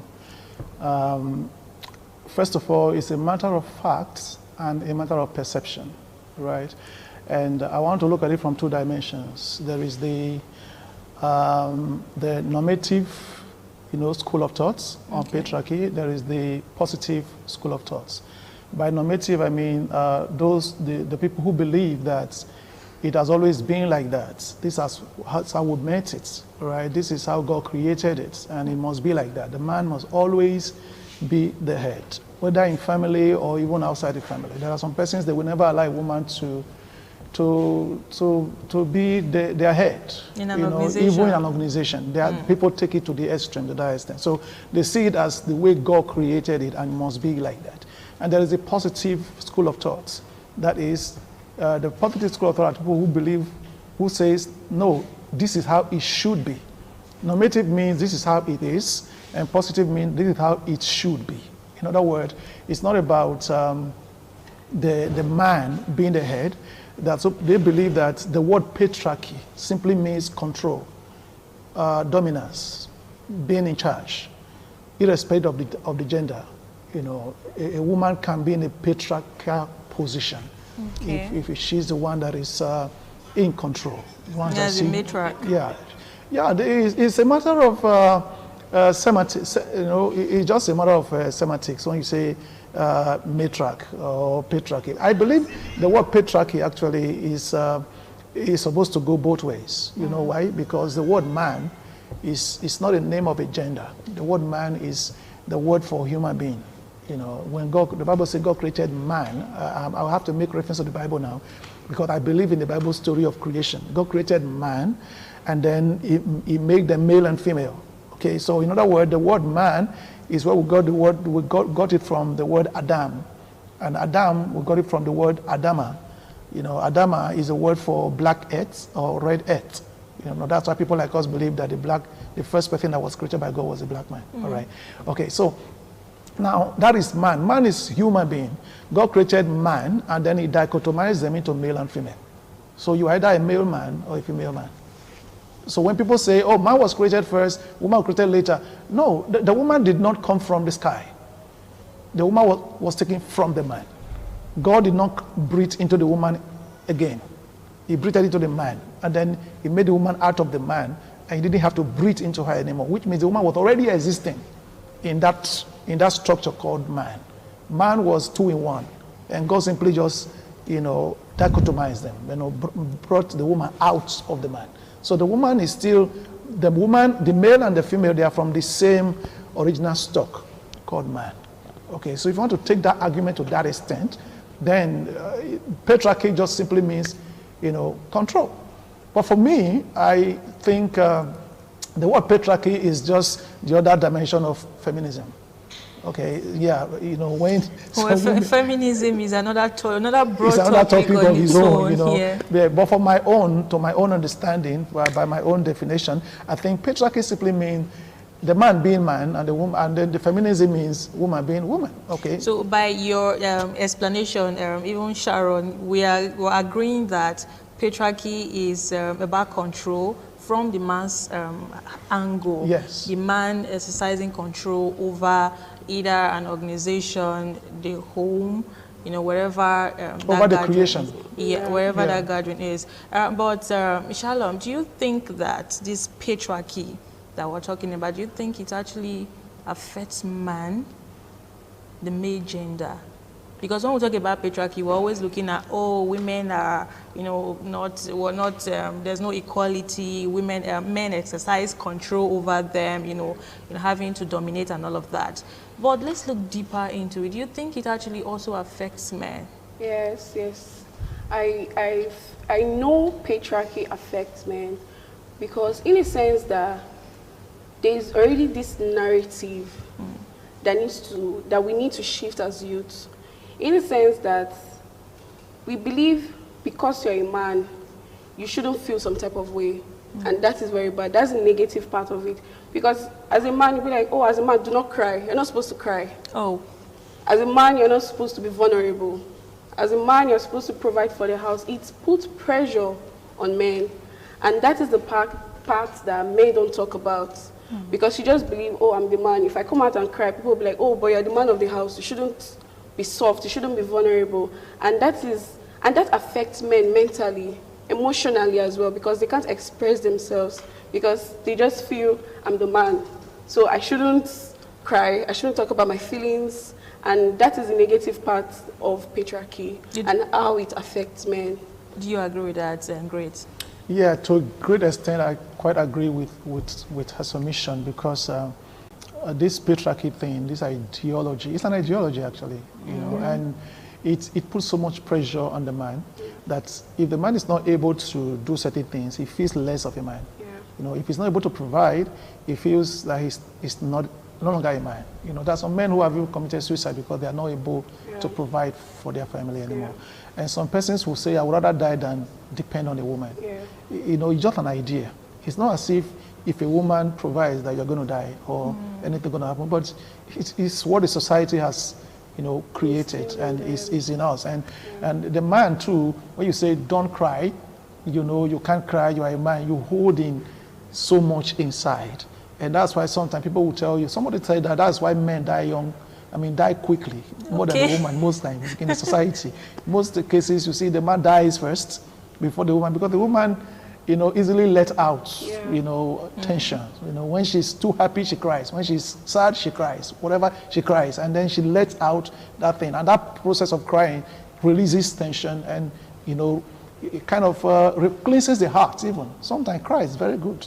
All right? So, but the man will say, don't cry. You are a man. Aren't you a man again? Have you forgotten you are a man? And you hold these things in. And these things are poisonous to your system. So, to that extent, patriarchy is actually not too good for the man. And because of the pressure, you see more men in the prisons today. You know, because they go out to get it by all means. And then sometimes get involved in crime.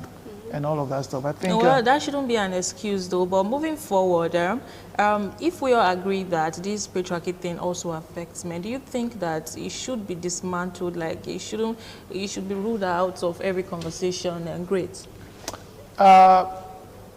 It's going to be almost impossible to rule it out. Okay, especially in Africa, it has become part of us. You know, especially within the home. It can be ruled out in the society, in anything like in organizations, political space, and all of that stuff. Because the fact that I'm a man doesn't make me superior to you as a woman. It doesn't make me superior to anybody because I didn't create myself to be a man, and you didn't create yourself to be a woman. So the gender chauvinism shouldn't come in. Because you didn't create yourself to be a man. You didn't choose to be a man. Humans. Yeah, it's not an achievement. So we should see ourselves as human, whether you are male or female. But when it comes to home, an institution called marriage, there must be some level of leadership, because the home is the smallest unit of governments, of a society. And any government without a head or without leadership is going to, it's going to be chaos. That's anarchy. So because of that, to that extent, there should be some level of leadership. That's where the man comes in as the head, as the leader. But that doesn't mean it should be abused, because everything, people abuse it. When you give power to some people, instead of them to use the power to protect, they use the power to destroy and oppress. And that's what's happening in the society today. That's why the word patriarchy it sounds a bit negative in the ears of some people. It's like you're giving a gun to a policeman. You gave him a gun to protect the citizens. But there are some bad eggs, some isolated cases that we see a policeman using the same gun to harass and oppress or even kill innocent civilians. All right, so some men misuse that power. Right. Yeah, that's a very wonderful country. All right, we'll take a very short break, and then when we come back, we'll look deep into this topic, patriarchy. Stay with us.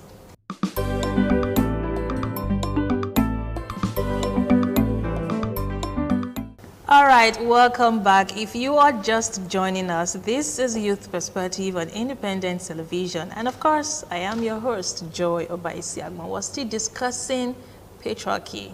Yeah, patriarchy. I still have my guest here with me to continue this conversation. Great. Talking about patriarchy and gender equality. Talked very deep about patriarchy, having, men being being the heads. Yeah, like that. So do you think social media has helped or hindered the conversation around patriarchy and especially gender equality? Great. When it comes to gender equality vis-a-vis patriarchy, the social media really has helped to enlighten the people, about the issue of gender equality. I think the social media has tried to kind of bridge the gap. There's a lot of talk around this whole thing that, there's really no need for too much dichotomy. A woman is a woman, a man is a man, and what women have proven to do, to be able to be capable of doing a lot of things that we thought were reserved solely for the men before now. And the social media has helped to make those things very popular, and now people are thinking differently in that direction. But no matter how we try to look at it, no matter how we want to look at it, there's still this fundamental issue of the man being different from the woman. No matter how we want to look at it, there's a difference. In fact, it is not a matter of superiority. It's not a matter of one better than the other. It is just a matter of being focused on what you are wired to do. The Creator wired the male and the female differently. There are certain things the male can do that the female cannot do. There are certain things the female can do that the male cannot do. You understand that? Can you enlighten us on that? Okay. For example, the male cannot carry a child in terms of pregnancy. And if you even want to use science to try it, let the man try carry it. The man cannot. He doesn't even have the strength to do it. He can't. The menstrual pain a woman feels, every month, I can tell you that if a man feels that pain, heaven will collapse. You understand? Because they can't bear it. They are not wired to handle that. So you mean they'll quickly find a solution to the pain? Like a lasting solution? Or, well, I'm just saying that they cannot even do it because they're not wired to do it. Okay. They are not meant to do it. Okay, because of that, you can't change it. Science can't change it. Enlightenment can't change it. They just cannot do it. And then the woman too cannot, the woman, there are certain things the woman cannot do. That's the truth, okay? The woman cannot get herself pregnant, cannot get another woman pregnant, for example. Okay. Right? They cannot do that. So God created us that way, differently. Okay, so there is really no need trying to come up with the issue of superiority, who is better than the other, who is superior to the other. That shouldn't even come up at all. It's not a competition. Okay, the man is a man, the woman is a woman, and there's nothing we can do about it. Okay, so if we have that understanding, then we should be able to say, okay, fine, let the man just, I think the difference between the man and the woman is about responsibility. Okay, the man should just be responsible for who he is. Okay, a man, for example, shouldn't use his power. The man has strength physically, naturally the man has strength. And that strength is to protect and not to oppress. The man is not supposed to use his strength to oppress the woman or the children or the vulnerable in society. His strength is to protect the woman and protect the rest vulnerable creatures of the society.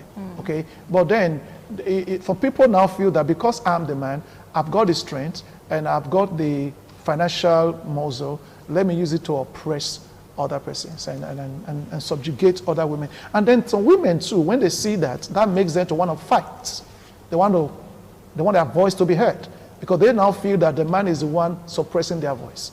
The man is not making them to come out. You hear things like, give the woman a chance. And I'm like, who stopped you from having a chance? You understand? It's because of the way some men use their masculinity to kind of silence the woman. When God even created the world, he did not tell the man to have dominion over the woman. No, he created the two of them first before he said, he blessed them and told them to have dominion over the creation. The man, woman have dominion. He didn't say you have dominion on the other one. No, the man was not created to dominate his fellow human being. He was created to dominate creation, other creation, the sea, the fishes, the bird, and all of that. Not, the man and the woman, the husband and the wife in the house. You want to compete who has more money, who has the... It shouldn't be. That's not I like how supposed you to talk be. about the problem and then you find a way to also balance it. Yes. Yeah. Honestly. Over to you, Shalom. The question is, personally, as a person, from your experience, do you think that, or do you feel that you have been personally impacted by patriarchal expectations and, the norms like that? I don't. Very deep, right? Especially expectations. Oh well, I don't think so, because as I said, we are humans, so we shouldn't expect too much from ourselves as humans. This is not about being a man or being a woman. So I really don't think the patriarchal word has affected me in any way. All right. Great. Great. So you're only just easy going. Okay. Very easy. Yeah, that's actually very valid, though. Yes, fine. That's how it's supposed to be. Yeah, over to you. Great. What are some ways do you think we can actually work towards promoting more equality in our daily lives? You as a person, personally for you, what contributions from your end do you think actually works that you can actually prefer and suggest to every other person in their own little way of helping to, bridge the gap between patriarchy and equality, gender equality? Yeah, I will first of all just say that it's a matter of understanding, a matter of enlightenment. Like what we're doing now, we're enlightening the public. In my own little circle, I also try to enlighten the public that this thing is not about the man and the woman who is superior, who can do what and all that. It's about competence, okay? Even in the public sector, it shouldn't just be that you should have the job because you are a man.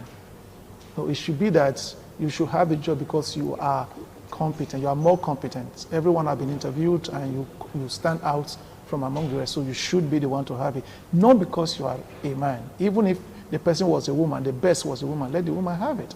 So it's not about gender. Some people will say even if he's a man, because he's a man, he should be the leader. Even if he's a moron, because a man, he should have the. If we allow competence, if we allow merit, we can discover. You will discover that there are some of the best brains among the women that have been sidelined.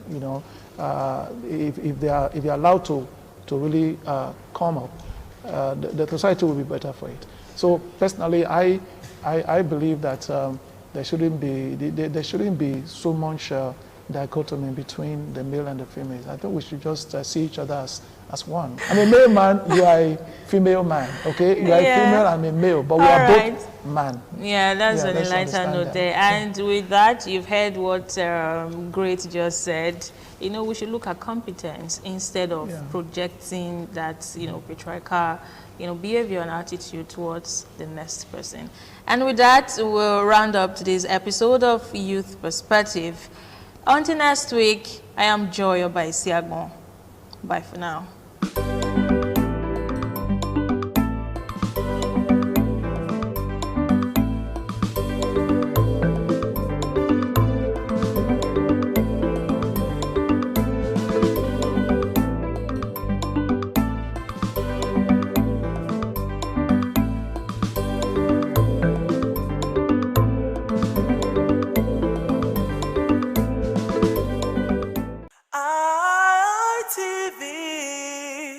Certainly the best.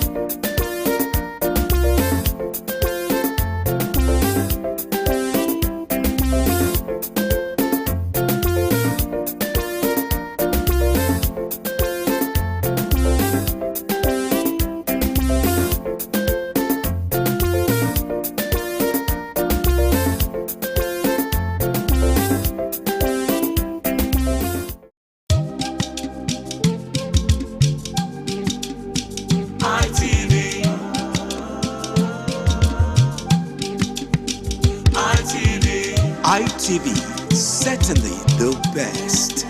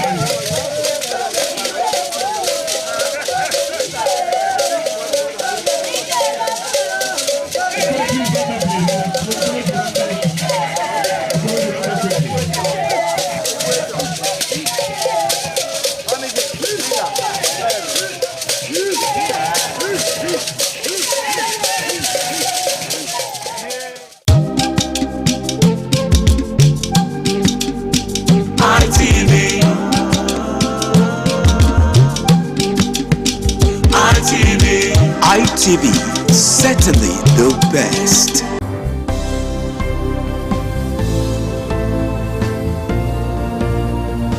Thank you very much for joining us on the program Healthy Living. What is the kidney? The kidney is an excretory organ in the body, which is for metabolism. Tuberculosis affects many organs in the body, but the common ones it usually affects is the lungs. Epilepsy is a neurological problem. Okay. It is an injury in the brain which causes someone to begin to convulse, to go into fits. It is curable, but the cure is a long-term thing. If you eat well and avoid those risk factors that will make your immunity to be down, then the risk of contracting tuberculosis will be reduced. If you're healthy, then you're wealthy.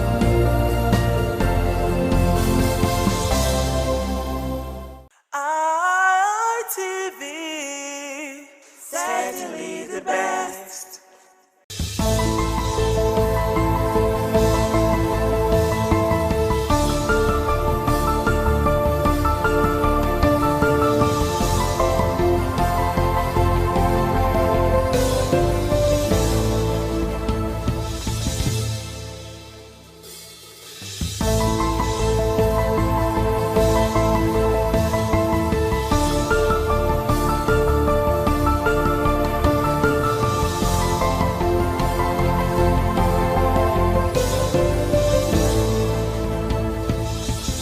Thanks for staying with us on the program Icons on Independent Television. My guest on the program today is an established health practitioner, Dr. Elizabeth Okorowa Okoje, popularly called Dr. O. Dr. O, it's good to have you on the program Icons on ITV. Thank you for having me. There's a part of your life that I'm also quite interested in about your impact in the medical field. Your dream was to go to the US and go to school. In a sense, that did not come on time. You went into business. And then, of course, somewhere along the line, babies started coming. And so share with us briefly your history, your journey in terms of your medical practice? Okay, so what happened was after the clothing and the fashion and all of that, so I now saw that when they invited me to one big event, that devil always try to come into marriages. So my ex said he's not taking me. So the friend said, I will take you. The friend took me to this place to sell clothes, do all my thing. He was taking notes. Then he now went to Africa. I took their next flyer. They were advertising the next event. He took their flyer. Then the next event, nobody came to my shop. Then they said, we bought this $20 over there. And when there was him, I'm like, what? Your ex-husband? Like the friend that took me there. Okay, he said I was making money. When they had trying to undercut you. So when that came, I said, you know what can I do now? What can I do now?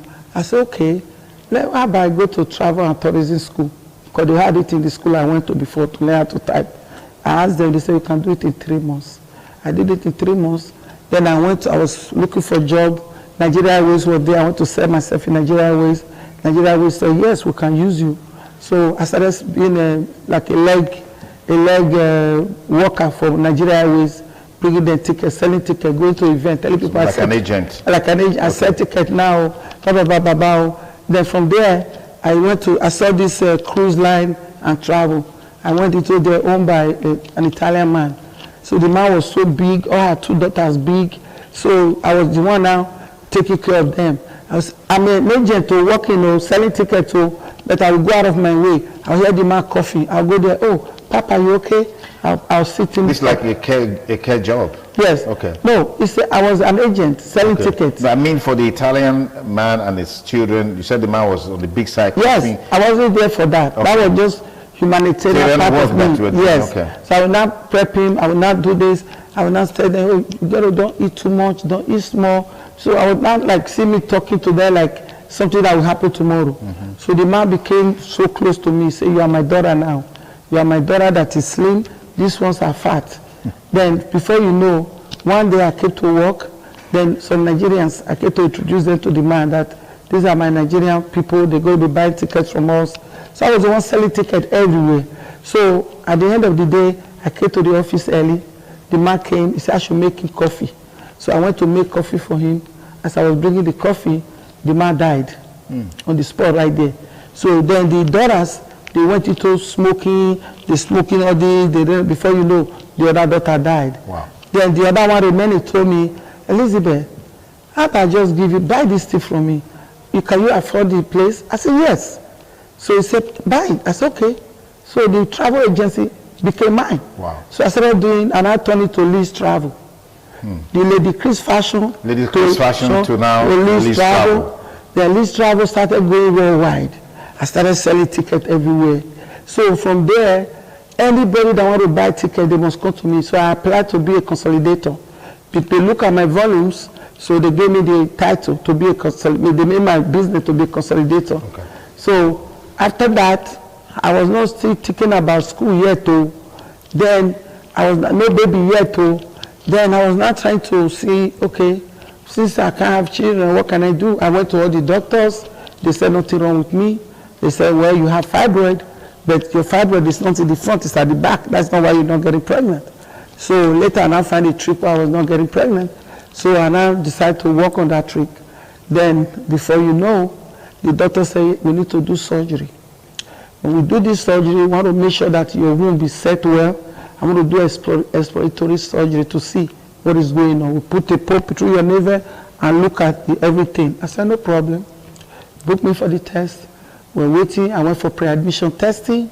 I was supposed to go for the surgery the next day. So my ex was upset, not being able to pray and all of that stuff. Said I'm giving him pressure, from home and all of that stuff. Then I said, you can go to Nigeria and get married to another woman. I don't care. But I will be okay. I know I will have children. If you're patient, children will come. So at the end of the day, I now saw my phone blinking message. First thing in the morning, 5 a.m., I'm supposed to go to the hospital to pray for the surgery. I pressed the button, it was Dr. Murphy. Because one of my relatives, my best friend, the wife got pregnant, and the very day they said the baby was going to be born, that's when the baby was born. So the lady now told me the doctor is very good. He was able to tell the exact date. Go see that doctor. So I went to see Dr. Murphy. I said, can I see your hands? He gave me your hands. I pray on his hands. I said, with this your hands, doctor, you will give me a child because I'm looking for children. It's like, it's becoming too much now. I've been married for 5 years, no pregnancy. Then always making money. So then the doctor now left a message for me. That's when he ordered for that test. And the pre-admission testing came now. In pre-admission testing, they check your blood, they check everything to see if you can withstand the surgery. They always also run to see if you are pregnant. So I said a message, Elizabeth, you don't have to come to the hospital today. Oh man, sis, we're pregnant. We're 8 weeks pregnant. Wow. I said, 8 weeks pregnant? Me, I was running up and down. I carried my Bible, my chaplet. I put my brass couple, I put it around my waist. Food, I'm not the near stove again. No. I'm pregnant too. Before you know, I really have my son, wow. My oldest son, wow. Who is 34 years old now. Wow. He'll be 35 in April. Wow. So we thought that was it. I said, okay, I have a baby now. So I can start my business. So I can start going back to my airline business and everything. So before you know, I was just like doing business again, not even thinking about school again or even nothing. I started doing the money was coming everywhere. Okay. So at the end of the day, I was so sick. And I was very big in a very funny way.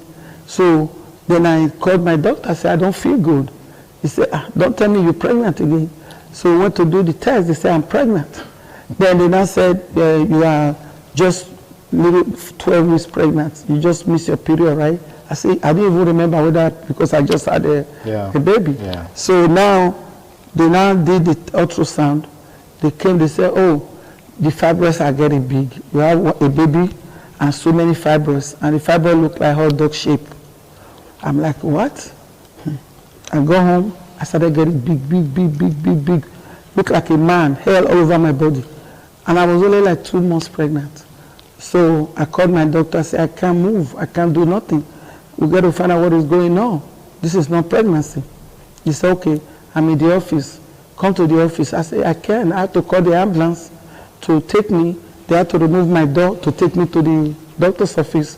When my doctor saw me say, oh shit, what is going on with you? I said, I don't know. You say I'm pregnant. So they now run ultrasound. The doctor now just ran, the girl ran out, went to call the doctor. The doctor said, oh my God, 1, 2, 3, triplets. Wow. Then my eyes say, wow, do they have triplets? I go there, they born 3 babies. I never see you. This so yeah, the doctor, they were planning, was telling the doctor, what can we do? The doctor said, well, there's something we can do. We can take 2 out and leave 1. I said, doctor, God forbid. He said, you know, we're thinking about you now, sister. That's my doctor. Because you have fibroids, you know, the babies will never survive. Yeah. I said, you are not my God. Give me your hands again. Should I pray for him? That's how they took me to the hospital. I was there for 5 months. Wow. I was in the hospital for 5 months. I didn't move. I was counting and I was still doing my airline business. That was when I lost that business.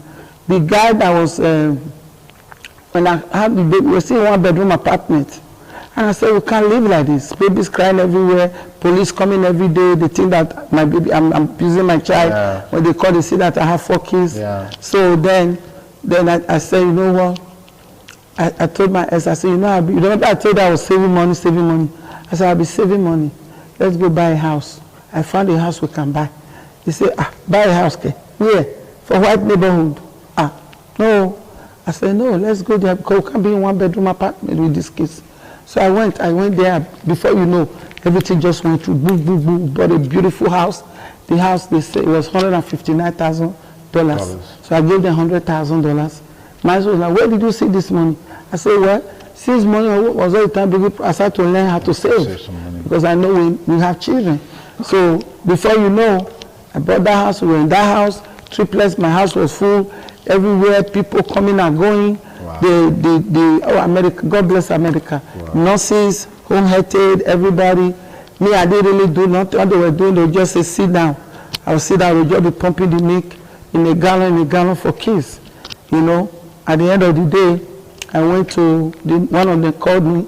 They said, for your mental health, what do you want to do? I said, I want to go to school. I always say I want to go to school.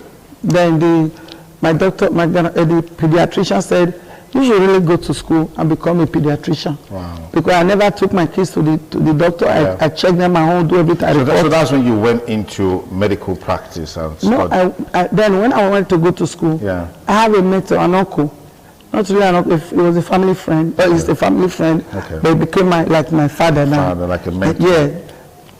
Daddy Oshokbekai, Mike Oshokbekai. Okay. Very smart man. So, and he said, you know, I will take you to the university, King University. Because then I didn't have no papers yet.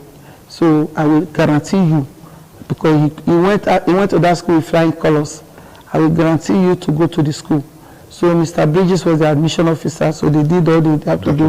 He said, is she smart? I remember him asking Daddy, he said, is she as smart as you? Yeah. I said, yes, I'm very smart. I said, anything I do now, if it's 4 years, I will do it 2 years. He said, no. And the maximum you can do, the minimum you can do is 3 years. Yeah. I said, okay, I'll do it 3 years. Then the uncle that said, you know what, don't go and be doing all those business administration, because I did home economics in college of education. Very good at it. Father Mesa used to use me to sing everywhere. So, and my uncle, Selo Jeme, may so rest in peace, and the wife is still alive. He was really there for me. He is the one that I say, you know what, I'm going to make him proud. You know what I mean? So he got me a job with NCE for level 8. What was my interview? And I got there, he just told them my niece know how to cook, my niece know how to dance. Father Mesa said, can you dance for us? I started dancing, flipping and all of that. They said, we got the job. So I was teaching in a dancing catering school in Benin City. Okay. So on that note, all that experiences that I went to America, I saw America, I thought America was good. Yeah. I gave my stuff out here. When I get to America, I'm going to buy another one. Get to America, press button, food will come. America is a struggle country. You have to be able to know what to do. You have to be able to make something out of nothing. As we conclude now, what's your advice to younger people who today believe that they want to enjoy the best of life, but that commensurate work, that hard work, that determination and commitment to make a difference is not there? People just still believe that you can go abroad and then pick the monies from the trees, pick the monies on the road, and then you are going to. In 1 minute, what's your advice? Okay. So what I would tell the yoga fools is that don't stay and let things come to you. You have to be the one to work and get it. Like I do motivational, I'm a motivational speaker actually. Okay. Go to universities, cities during the history month. Then I have my own talk show in America. So, which I'm branding here now, you know, Get Inspired. TV? Yeah, Get Inspired with Dr. O. Okay. So I'm getting my own channel TV here so I can, you know, bring it to my country and impact the country too, you know. So I always tell the young kids, I say, you know what? The life you want to live tomorrow can be determined today. Don't wait. Don't look at anybody. And don't be afraid to fail. Because when you fail, all you have to do is to take a deep breath, re-strategize, see why you fail, and continue moving. Why people don't make it, young people, they think that things can just be given to them. And that is how I raised my kids. I have 4 kids as a single mother. My kids were just entry teenager, middle school. When I woke up one day, I became a single mother. 4 kids, 3 the same age. I'm like, okay, Elizabeth, are you going to just lay there? If I go down, my kids go down. So I have to make sure I don't go down, because if I go down, they will go even more. Yeah. Because me, I have some African survival instincts. Yeah. But these kids in America, they are taught this in school. Because if you think America is just a country where people just see things coming, it doesn't come. I tell people, it's easier to be successful in an undeveloped country than developed country. Everybody hustling want to go to America. If you cannot make it here, when you go to America, it's still the same thing. You're not going to make it. You have to be able to have a foundation, have a good foundation. Get inspired. That's why I have my program, Get Inspired with Dr. O Concept. Because I am the mama of everybody. I'm the mother of everybody. Go to New Jersey, Mama O, Mama O, Mama O, Mama O, Mama Hollywood. My entertainment business is Hollywood. Mama O, Mama Hollywood, Mama O, Mama my children's friends call me Mama Africa. Then my colleagues call me the Odogu Mama. So I'm like a one-stop center for everybody. Okay. People come, they tap on me first. What do? I start to see myself telling them, educating people how to really go from angle A to angle B. Okay. And when you fail, don't give up. Keep striving. Make sure you keep going. Focus. Work with people that are positive. If you have friends that are all they talk is negative, that will never get you anywhere. I will look for people that are better than me. Okay. So that I can learn from them. Okay. That's what you need to do. All right. And it's easy. Thank you very much. Thank you. It's been very, very inspiring, insightful, talking with you, hearing from you directly what your journey and how your journey has been in life and the experiences that you've had. And I know that this is very beneficial to viewers out there. Dr. O, thank you so much for coming on the program. No thank problem. You. Thank You're you. welcome. That's Thank our you. package for this week on the program Icons on Independent Television. Hope you had a great time with us. Be sure to join us same time, same station next week. We'll bring you another segment of the program. Till then, stay blessed and bye for now.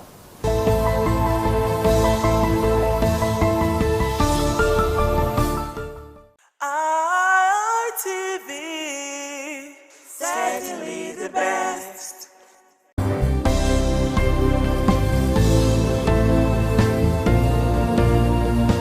Thank you very much for joining us on the program, Healthy Living. What is the kidney? The kidney is an excretory organ in the body, which is for metabolism. Tuberculosis affects many organs in the body, but the common ones it usually affects is the lungs. Epilepsy is a neurological problem. Okay. It is an injury in the brain which causes someone to begin to convulse, to go into fits. It is curable, but the cure is a long-term thing. If you eat well and avoid those risk factors that will make your immunity to be down, then the risk of contracting tuberculosis will be reduced. If you're healthy, then you're wealthy.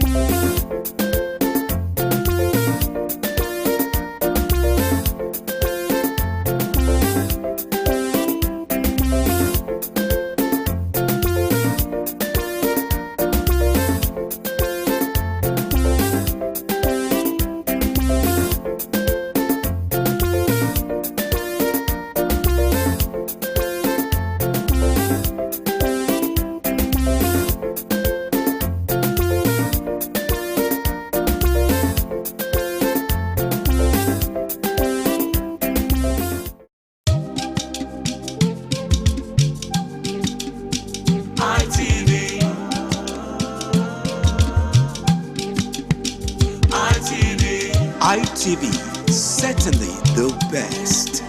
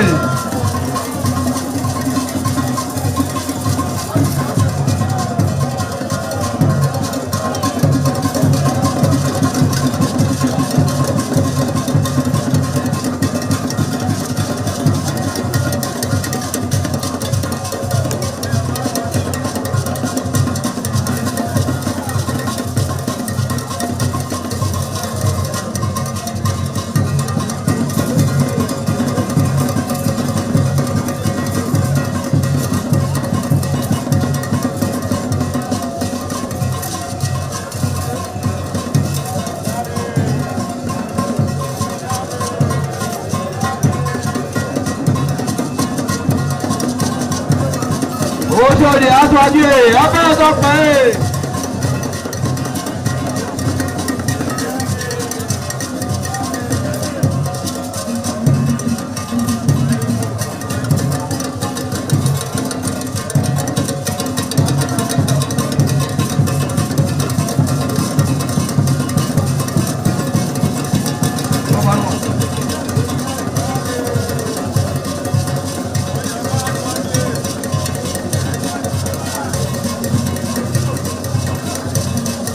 Àyàbá dọ́gí abẹ́rẹ́ tó pẹ́.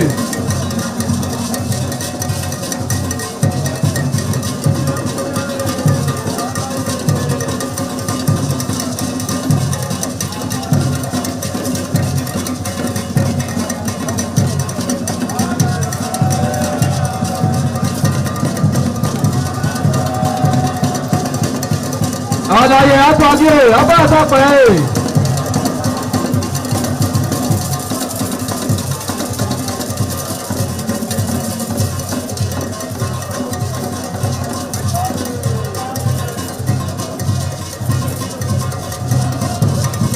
Ẹgbẹ̀júwà.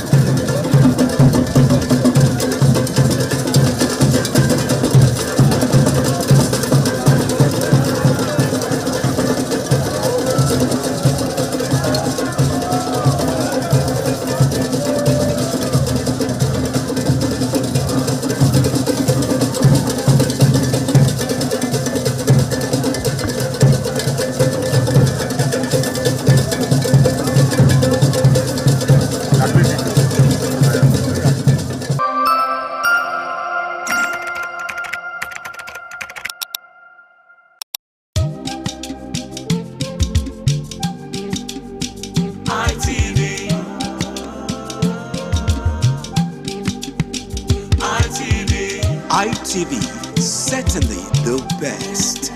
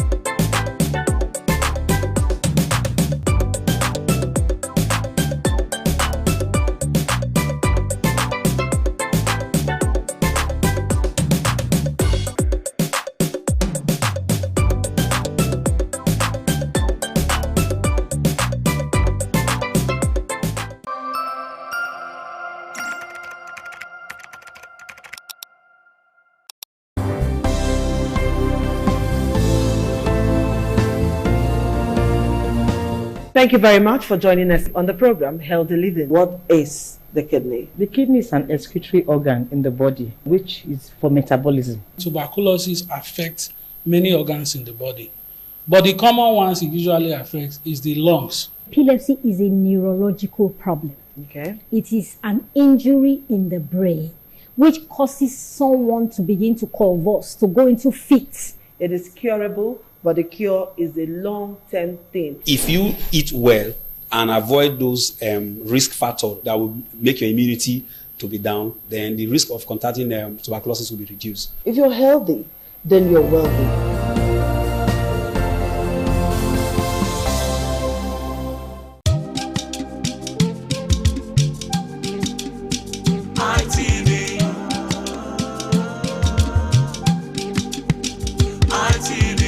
ITV, certainly the best.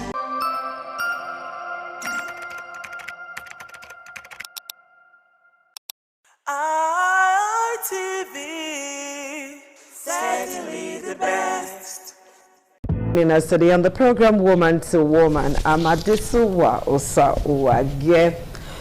Building strong family relationship through mutual respect is our topic for today. And the Holy Books did say that the wise woman builds her home, and the foolish one scattereth it. And so when anything is happening in a family, people usually point into the house to say, is there no woman in the house? Don't you people have mother? When they see siblings fighting, quarreling all the time, another thing they will say on the street, another get mama, where na mama? You know, everything has to do with the woman. If the family is going to succeed, in the hands of the woman. If it is not going to succeed, if it's going to fail, it is also in the hands of the woman. So that is why we're going to look at building strong family relationship through mutual respect. Joining me today in the studio is Mabel Adage. She's a teen coach, and she does quite a lot for sisterhood, you know, advice and trying to make sisterhood stronger. So nice to have you join us again today, Mabel. Thank you for having me. And you look good. Thank you. All right, joining us via Zoom is Dorcas Onoge. She's a PR practitioner and also a teen coach. Hello, Dorcas. Okay, it's a pleasure to have you join us today on the program. Now we're looking at building strong family relationship through mutual respect. I'm going to ask both of you this question because you're women. What does respect mean to you in a family setting where you have father, mother, children, and all of that? You know, a family setting, what does respect mean to you? So I'll throw that to you, Adege. Tell us, what does respect means to you in a family context or family setting? Dorcas, you're also going to answer that question. Okay, thank you for having me today. You know, and before any other thing, we'll first of all look at the meaning of mutual. Okay. What is mutual in a simple word? You respect me, I respect you. Give and take. Give and take. So I can tell you in a simple word too, respect is give and take. Okay. It's not something hard. And you must know people that have gone ahead of you in the family, the people that came first, your senior, your elders, your mom, your brothers. You must make sure that irrespective of the level you are, whether you are a rich man, you are richer than your elders in the family, it has nothing to do with respect. Whatever, when it comes to respect, whatever you have acquired in life, you have to push it aside. Okay. But it's so bad these days that because of the wealth that people have acquired, that wealth have swallowed their respect, you know, and they don't longer know who is senior, who is this, who is that. When money talks, anything can happen. Okay. All right, thank you. Dorcas, talk to me. What does respect mean to you in a family setting or family context? Family context. Respect. Acknowledging that every member of the family, regardless of age and status, has valid feelings and boundaries. In a family setting, respect means listening, not interrupting, valuing privacy and taking order, time and efforts as important. All right, that's fantastic. Now, going by what both of you have said, in a family where disrespect is the order of the day, father will not respect the mother will not respect the father, and then you expect the children to imbibe respect. I am wondering how that can happen, where there is always mutual war, so to speak, in that house. The father goes this way, the mother goes this way. In all of this, how can families prioritize quality time together with respect? I'm with my phone, you're with your phone, daddy is with his phone, mommy is with his phone. Talk to me, Mabel. How can families have quality time together to build mutual respect for development? Okay. Before I answer that question, I want to quickly say, any house that want to retain love, that want to move forward. Yes, move forward when it comes to love. It all depends on the mother, the mother and the father. Okay. Imagine I am not yet born. Now, I now enter the family. I saw my mom and my dad, they are always fighting. To me, that is how life is. That's the rules and regulation of the house. You know, children can easily learn by what they see. So when you are always fighting, there is no way when you give birth, your children will continue from where you stop. In fact, they will do more. Now, talking about time is tight. We must all know this. Time is expensive, you know, but in a family, everybody just have to cultivate the habit of making time available for each other. Yeah. You can tell me you want to do something tomorrow. I'll tell you, I am busy. We are always busy. Actually, there is no time. A friend of mine said something a few days ago. He said, I wish God can add another extra hours to 24 hours or 12, because it's not enough. It's not enough. There are times you list out activities that you want to do in a day, but at the age, sometimes you might not be able to complete all of them. The reason is because there is no time. Time is tight. Time is scarce. Okay. So everybody must make themselves available to love one another, create time for each other. Okay, thank you so much. Dorcas, you heard what Mabel said, that time is tight, there is no time. Okay, in all of this, there is no time thing. Father is busy, mother is busy, children are left on their own. They do not know what the children are doing. Do you know that in some homes, incest is the order of the day? Yeah. Because number one, there is nobody supervising those children. They are left on their own. So when the parent does not have time, the father does not have time, maybe these children are left under the care of one person or the other, and this person is taking advantage of these children. The children are taking advantage of themselves and they are committing incest. They are not behaving like normal children. Doctors, what do we do? How do we find that time that MBSL is very tight? Always parents, no matter how busy you think you are, create time for your family. Create time to talk to them, and also create time, the one that is more important, to listen to them. It's only when you give a listening ear that you can get information from your children. You have to create that time to talk with them. You have to create that time to communicate with them. No matter how busy you are, 5 minutes is something, 10 minutes is something, 30 minutes is something. Most times we spend those time doing nothing with our phones. When I mean doing nothing important with our phones, we can put those times, we can put it together and spend it with the children. Because when you create this time for them, you discuss with them, you talk to them, and you have time to tell them this is what is right and this is what is wrong. If anything like this happens, let me know. Then you also ask them from time to time, what is it that you want to tell me? What do you want to tell me? What do you want to tell daddy? Give them that listening ear. And not that there. When you have time, create that time for them. Okay, you have to create that time. Yes, they should create time. The role of communication can never be overemphasized in a family setting. But unfortunately, communication, the line of communication have been damaged by parents. And the children too are emulating this. How do we fix that, Mabel? Okay. I think I will focus this to mothers, because this is now our problem. Okay, focus. Let me focus it on women out there. You know, men are the head of the house. We are made to know this, that men are the head of the house.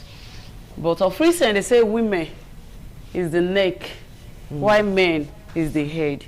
But I want every woman out there to know that without the neck, there is no head. The head cannot stand. Every woman out there should make sure that they create time for their children. Because if you are waiting for your husband, when it comes to communication to your children, you will miss it. There is what we call love 77. I beg, explain. Love 77. Law, L-A-W. Love 77. 77. Before you leave in the house, before you leave the house in the morning, every mother is expected to talk to their children 7 minutes. Okay. When they are back from work or school, you are expected to talk to them for another 7 minutes.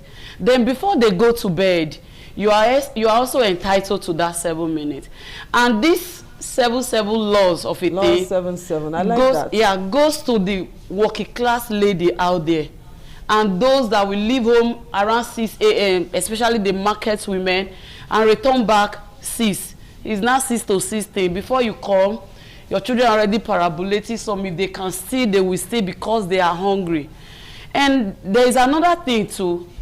Children always have this nature of a thing, like nature kind of character. But it is expected of the parents in the house to nurture them the way they want the children to be. You must not leave them to their nature. You must nurture them to the way you and the society, quotes, want them to be. Okay. All right, we'll take a short break, and when we come back, we'll ask more questions. Do stay with us.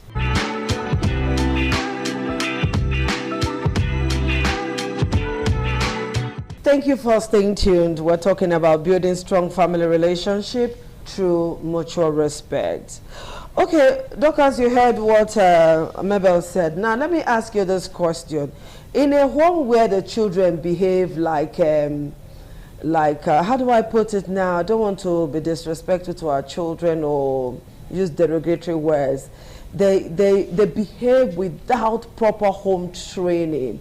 You see children fighting on the street. You see children fighting themselves. The senior brother is not talking to the junior brother.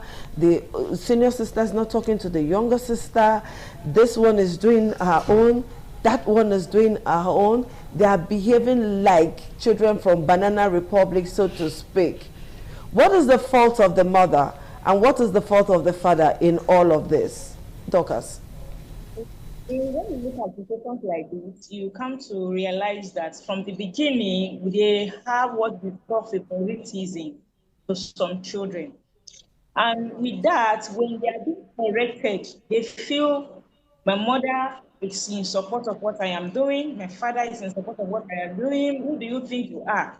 And before you know it, it will grow out of hand. When parents see their children victimizing another child in the same house, they should correct them with love and try to inculcate in them that spirit of love, no matter what. You let them know that yes, you will have your differences, but you know what? You must love your siblings, you must respect them, you must take them for who they are. Because when we nurture our children to live with their siblings, with their irrespective of their uniqueness, you will understand that yes, in the family you will see the one that is more intelligent, you see the one that is more beautiful, you see the one that is very active, you see the one that is very quiet and all that. The parents should make the children to understand that everybody cannot be the same. Be the most vocal person doesn't mean that you are better than any of your other siblings. So with all this attitude, when you inculcate it in your child, when they are growing up, so when they come out to the society, they will also see every other child as a unique being and treat them the way they are. But is it possible for a parent or for a parent to love their children equally? Is it possible for a mother or a father to love their children equally? When you show them the same love, irrespective of how they are, their talent and their show them love. They will know that this is who they are and they are loved for that. But when you as a parent or as a mother, as a father, you are beginning to push a child aside. You are too slow for my liking, go away, but that's the nature of that child. The other sibling will take suit. Maybe if he happened to be the first child or so, you will see the younger one even talking back at him, go away, you are too slow. Because that's what they hear the parents tell him every time. So, but when they show that kind of child love, the other ones are going to also grow up to love him for who he is. Give it as an example now. If it's a girl child that is very smart, this is your smartness, everybody wants to show love. No. When you love your children equally, irrespective of their talent, irrespective of their ability, you will make it easier for them to blend with the society. And also to make it easier for the younger ones, for the siblings to grow together. That's fantastic. That's why you are a teen coach, though. All right, let me deviate a bit. Now, do you know that some children are older than their parents? In the sense that they dictate to their parents what they want to be done. Particularly that child, that teenage child who brings money to the house. And the parents are not really bothered where the money is coming from. So there is what is called, should we call it role changing now? The mother is now the daughter and the daughter is now the mother. How can we handle that? Mabel? When people don't big person, I don't mama. want to use the word that it will be very hard, because it is the mother that places herself in such situation. This actually happen on a daily basis. When you go to some home, especially where they have youths or big teenagers, they can go outside and fetch money from guys out there.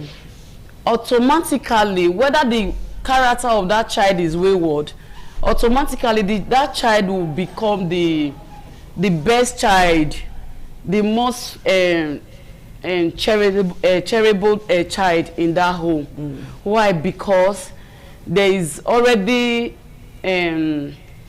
I don't know the right word to use, because that one is the parents are already benefiting from that child.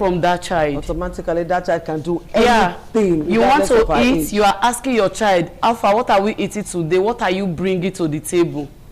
Meaning you have sold your rights as a mother to your child, and you are not the child, while the child is not the mother. I'm just wondering how that child can respect the mother. Yeah. Okay, let me ask you this question now, Dorcas. What are some family values that we can instill in our children to foster this much talked about development and love and bonding that we want in a family? What are some family values that you think can be instilled as a teen coach? Like as I was saying before, that spirit of respect, teach them to respect mother. No matter what, they should be respected. When I mean respect, the mothers, being the parent or whoever you are in the family, even that smallest child in that house needs to be respected. There is this sense of belonging that you feel when you get the respect as a younger person in a home. And as a mother, or yes, as a parent, you should ensure that you treat your children equally and teach them to respect each other. We have the loud ones in the home, we have the quiet ones in the home, we also have the one that like fighting in the home. So it's your duty to always tell that child that, look, this thing you're doing is wrong. Stop fighting your other siblings. Okay. And you know what? They love you. You should always correct to fix the problem. Okay. Don't correct to start to becoming so judgmental about what has gone wrong. Okay. All right, so how can we now show love and respect in our daily interactions? How can we show love and respect for one another in a family, in our daily interactions? One, we have to give ourselves a listening ear. Let's listen to ourselves. We have to listen to ourselves. And we have to reduce, we have to teach our children how to be sorry for what they have done. When you say respect, you also have to teach them that no one is above mistake. And if anyone should make mistake, that one should not be the reason why that one should be to automatically become the black sheep in the home. Dorcas, Mabel, let's hear your own before we wrap up. How can we show our children respect? Every day. Everyday interaction. You show love. When Papa and Mama do not say I love you, I wonder where the children will not get it from. Let's go. I think everybody should know. When you know your place, you will know how to show love. Okay. Know how to position, like when you know the position you belong. You know, when I was talking, I said, when you recognize elders in the family, you will know that I'm to respect these people. They are not my mates at all. And if there is no love between the mother and the father, it might be difficult for the children to experience love. Okay. Because I can say the love of foundation in the family comes from the father and the mother. Okay. So every mother and father out there, imagine you see your mother and your father, they are playing. You know, before you know, the children will like, not like this EBO, we need to also buy from this. Okay. And another thing I want to say, when Dorcas was talking, I want to advise that every mother out there should get a book that contains temperament things. Okay. So when you understand temperament in the life of your children, you will know how to follow them. All right, ladies, I want to say thank you so much for helping us. in discussing this topic, building strong family relationship through mutual respect. Do I have to say more? No. Thank you so much for coming, Mabel. And thank you so much, Dorcas, for joining us. And we'll see you again next week. Bye-bye. This is ITV. Certainly the best. ITV, certainly the best.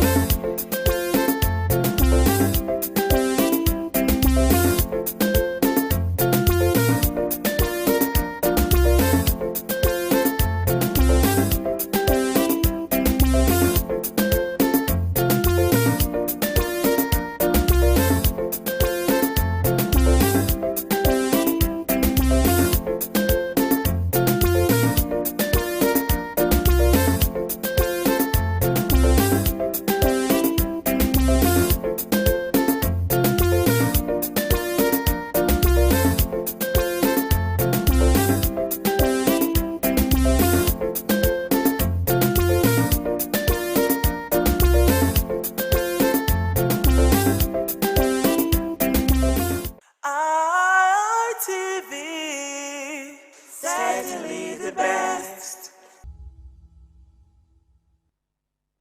It's another Friday afternoon on independent television and radio in the city of Benin. The program is Hitches and Voices. If you've been following this program, this is a program where we bring disability into the forefront as part of our national conversation. This program, Hitches and Voices, comes to you courtesy Network for the Advancement of People with Visible Disability, NAPVID. NAPVID is a non-governmental organization that is based here in Benin City that is advocating for the rights of persons with disability. Our sign language interpreter for today is Constance Olayinka Davis. And today on the program, I have a very interesting guest. But before I introduce my guest, my name is Kingsley Okoje, your anchor as usual. Like I said, my guest for today is a very interesting guest, one who has risen against all odds, one who described himself as a warrior. He has fought many battles, won the battles, and has won the war. He is a man who has a lot to say as far as the disability community is concerned when we talk about disability advocacy. So I don't waste your time. My guest is Uyi Efionayi. He is the Public Relations Officer, Nigeria Association of the Blind. Uyi is a tech enthusiast, and he's a man of many parts, like I said. Uyi, welcome to Hitches and Voices. Thank you for having me on this program. All right, welcome. I was delighted when I was told that you'll be a guest on our program today. Delighted for so many reasons. One, knowing that you are a man of many parts. First, you are a tech enthusiast. That's one area many people think, what is a blind guy doing in tech? What does he know about tech? How does he interact with technology? You also delved into the world of theater as you took theater as a course of study in the University of Benin.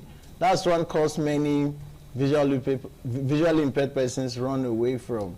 And you also describe yourself as a sickle cell warrior. Tell us more about yourself. My name is Uyosa Ifeona, as you rightly said. To summarize me, I'm that person that just keeps pushing. No matter what happens, I just keep pushing until my screen reader will tell me, this place we are going to, we can't get there. That's when I stop. Yeah. So you understand? So the goal is just to keep pushing, do not stop until you get what you want. All right, like I said, you're a man of many parts, yes. A man who has seen it from both worlds. you are visually impaired. Yes. And at the same time, you are, I don't know if using the word sickle cell survivor is accurate, but you have conquered both words. Tell us about this journey. We don't say survivors because it's an ongoing journey as a sickle cell. So it's a warrior, it's a battle you keep fighting. Sickle cell dealt me a blow, and we are still wrestling. In 2007, that was when I had the crisis that I lost my sight. So it was like, what next? What's going to happen next? Because I remember when we went to the doctor was like, there's nothing we can do. My mom was crying. So what are we now going to do? What's the next step? The doctor was like, you go and teach him craft now. You go and be learning craft. My mom was like, my son, no, not craft. That was the doctor making just making the recommendation. So the best you can do is to learn craft. Craft, yes. So when we go home, my granddad, that's what's his name again? Frank Ogbomo. He was a principal at Iviore before he retired. So he told me that my journey is not going to end here. That I should not worry. That there's a school he knows for visually impaired persons. I said, so there's a school? He said, yes, I should not worry, that he will take me there. So in December 2007, that was when we went to school for the visually impaired at Iviore. Then they were at Iviore. Now they are now at Uwa. At Upper Uwa. Is it Upper Uwa? Yeah, Upper Uwa. Yeah, correct. Yeah, Upper Uwa. So we got there. I saw blind people and I was like, what is happening here? How is that? Because all I thought was, there's nothing more for me to achieve. My life is just over. But to God be the glory, it's been 19 years now, and I'm happy of where I am now. But if you told me as at 2007 that Uyosa, see the level you will go to, I would say it's a lie. I mean, listening to you and see how confident you are and how relaxed you are, you know, is something to be excited about. But was there a point where you felt like, you know what, this is too much? I can't be battling sickle cell and at the same time confront the challenges that has to do with my visual impairment. Yeah, that's life. There are good times and there are bad times. But what I use in fighting the bad times are the good times. When my success, I remember when I went for theater art, got admission. Just went to I was doing departmental clearance and I was in the theater department. My HOD looked at me and said, go back to auditorium, tell them to take you to mass communication. Tell them to take, you can't do theater. And I was like, that is what I want to study. But my main reason for studying theater art was because of music, actually. But I didn't really get what I wanted. But the experience was very good, very good. All right, let's go to that conversation now. You studying theater art. You know, a lot of people would think that theater is all about visuals. I mean, when you talk about theater art, you're talking about stage, you're talking about lighting, you're talking about all of those technicalities involved. But you've been through that. You've made us to realize that theater is much more than what we can visualize. Yes. Tell us about that. First thing I will say is theater art is a stage where everybody comes to act. The stage has dimensions, definitely. So it's for you to know, okay, I'm going to take 4 steps to the left. So definitely your stage manager is going to block you, going to tell you you're going to move left 4 steps, right 4 steps. That's just blocking in the sense of acting. Do you understand? Yeah. It doesn't need visual, you must see for you to move that 4 step, or you must see for you to sit down. You understand? So in other words, you can act in the stage play. Yes. Now, as far as I can memorize my lines, yes. I meet my director. He blocks me, tells me, okay, this is what I want you to do. I want you to move to 4 steps to the left, deliver this part of the line, move this way, deliver this part of the line, and I'm good to go. Fantastic. Yeah. I saw you made a post about people who wonder why visually impaired people go to the cinema. You know, you were trying to make a point that, you know, going to watch movies is much more than... Yeah, it's much more. It's what the truth is. when you are watching a movie, most times you are not focusing on what the actor is doing, except the action scenes, you understand, when the car explodes and all those big aesthetic things on the screen. But most time you are listening to the conversation. What is happening? What is this person saying? Do you understand? That is actually the movie. But if you just go to a movie, everybody is just walking around. It's no longer a movie. Do you understand? Yeah, I get the point. So for me, as a visually impaired person, if I have, because there's this new tech, should I call it? Yeah, it's tech. It's called audio description. What it does is, I'm sitting. The app will tell me Uyosa is sitting in the middle, Auntie Constance is on his left, and Mr. Kingsley is on his right. Do you understand? It has given me a visual of what is happening on the screen. Well, I'm still listening to the conversation, but I already know that, okay, Uyosa is in the middle of Constance and Kingsley. But we're talking about a cinema experience. Yeah, except you know, we are still in third world. I don't usually go to cinemas. Why? Because there's no option for audio description. You mean in advanced client technologies are available? To your seats, there's a should I say a plug? You can plug an earpiece to it and it will be giving you audio description. Fantastic. That's what we talk about, inclusion. Yeah, inclusion. So when there are just chairs arranged for people with visual impairment. So if they come to the cinema, they just take them to that seat. Then you plug your earpiece, the movie is going on. You are following the movie at the same time. Your audio description is telling you what is happening on the screen.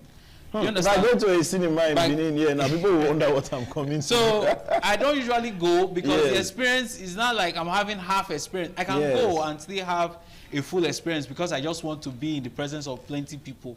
You understand? Yeah. But if I want to get the full experience, there's a website I get audio described movies from. So I just go there. The new movie I want to see, if it's there, if it's not there, I wait. Okay, so from what you're saying, as a visually impaired person, we can have a movie experience with audio description. Yes, we can have a full movie experience with audio description. If I just finished seeing what's the title of this movie? Predator, Badlands. It was a movie that made a lot of buzz online, so I just finished seeing it and I enjoyed every bit of it because when they are fighting, it tells me, oh, they are kicking, they are punching, you understand? So I'm not left behind of, okay, I'm just watching, hearing the normal sounds the movies make, back, I don't know what's happening. But the other description tries to tell me, okay, this person punched this person kicked this person, do you understand? So I'm not left behind in the experience, I'm carried along. All right, so what's the fascinating thing about technology for you? I mean, what's that technology experience you've encountered that made you feel like, wow, technology has not made me, feel like I'm outside the world. I'm part of what's happening. I think the first experience I got when I had that experience is when I got my laptop. A regular laptop? A regular laptop. And I installed my screen reader and I started using it. And I'm like, I'm now in the 21st century. You understand? Yes. Because everything I want to do, I can do. If I want to tell my system to recognize a picture online, it will help me recognize it. To just tell me, okay, this is a group photo with 4 persons. This person is wearing blue. This person is wearing yellow. This person is wearing red. You understand? So that was when I had my first experience of like, wow, what is happening? What is going on? Yeah. Then to move it further is when I used AI. AI just made AI took it to another level. When I made you feel like you can see. It was just like, what is happening? Like, I was walking one day, so there was one app. I've forgotten the name of the app now. Because I had to uninstall it. I didn't have space for the app. So I just activated it and I pointed my camera around me. And it gave me a dimension of where I was. You understand? Yeah.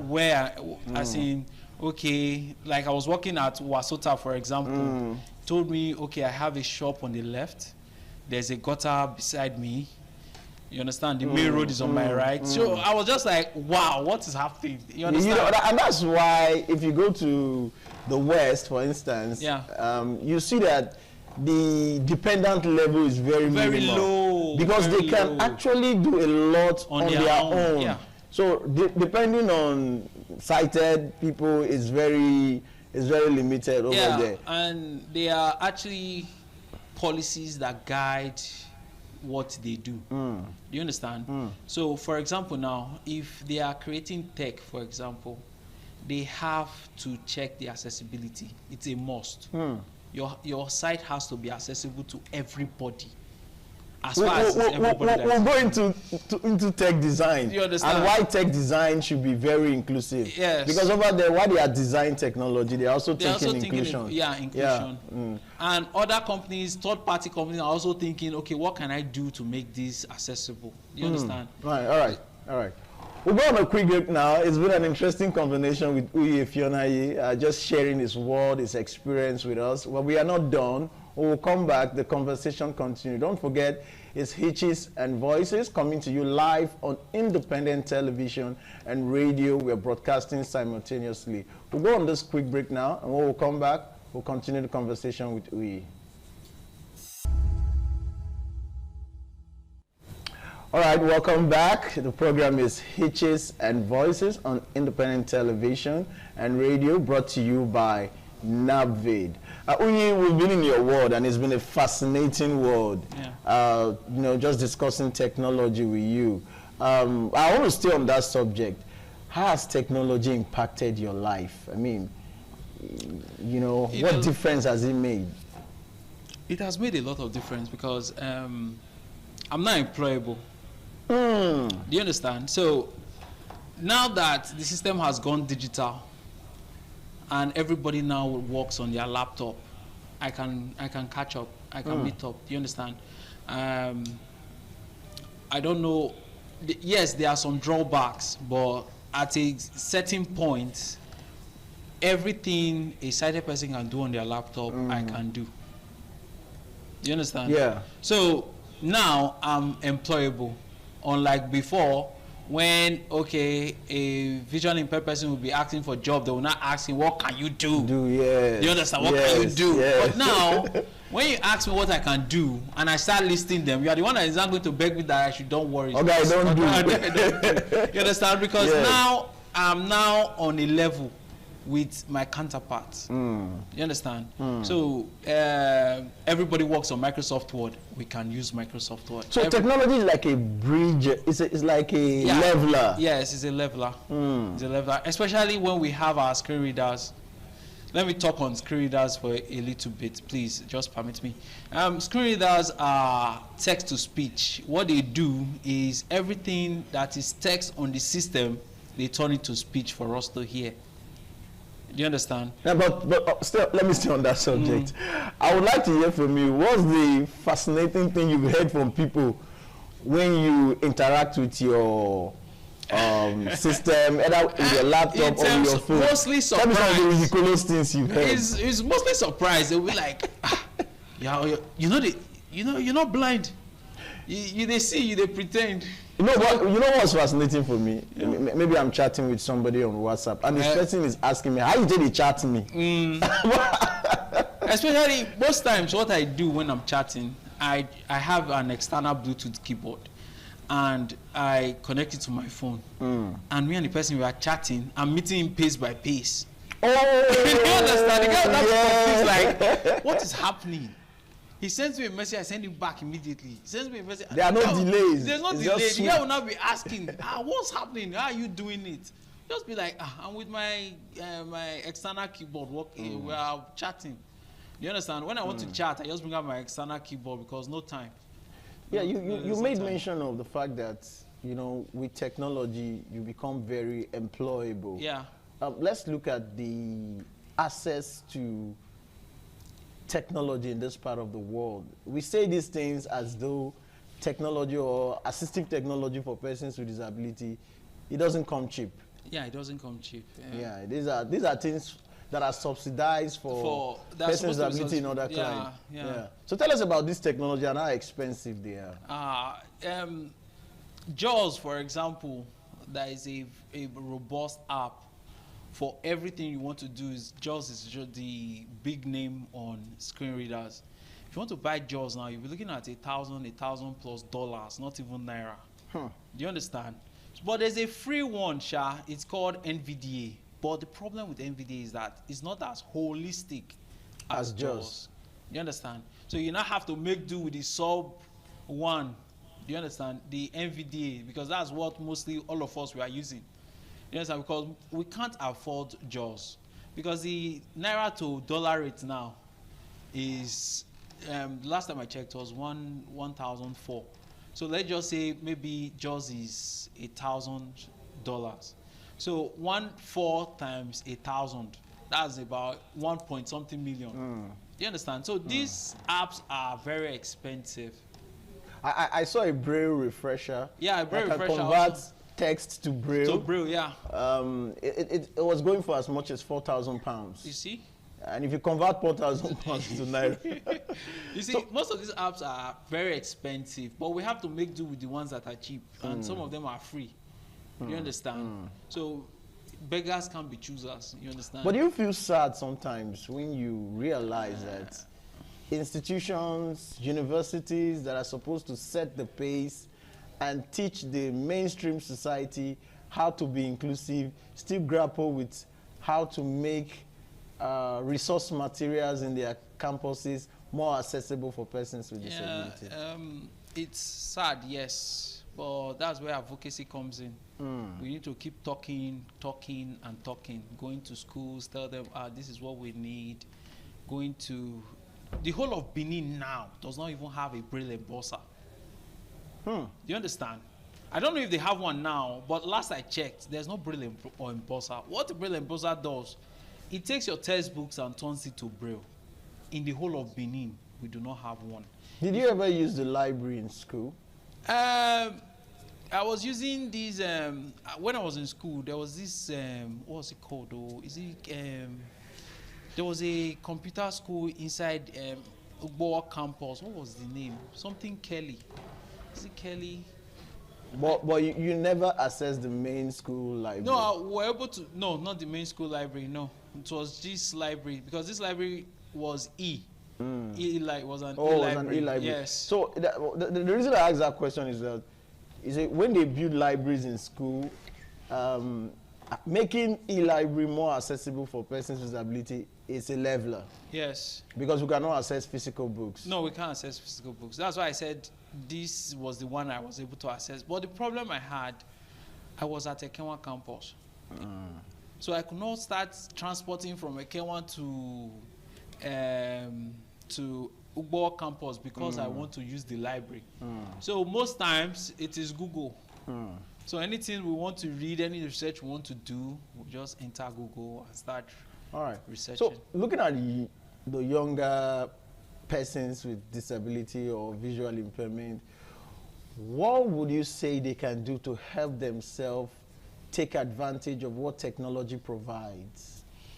I will advise them to keep researching, because even as I'm here now, there are more new technology coming out that were not in my time. Do you understand? So they should just keep researching. Screen reader, at least, that's a big leveler. So they should just keep researching, because every day there's a new technology coming out. So what they can do is keep to the trend. Yes, keep to the trend. You also talked about you being able to move around for the first time without anybody aiding you. That experience was very sweet. Before then, anywhere I'm going to, I just use boat. The economy situation now will not allow me use to do that all the time. So you had to work. So I had to work on it. So the first time I did that was I had a meeting at Idia College.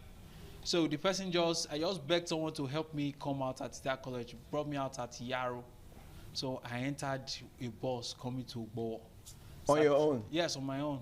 So when I got to Ugbo, I started pleading with people to help me cross. All right. I wish we had more time to share this experience.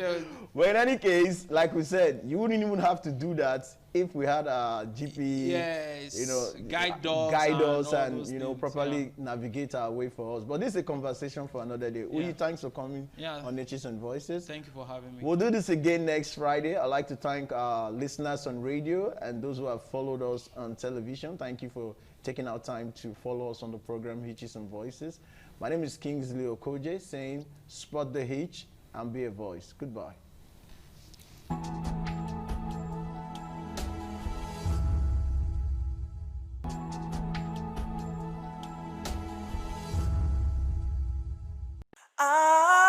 ITV, certainly the best.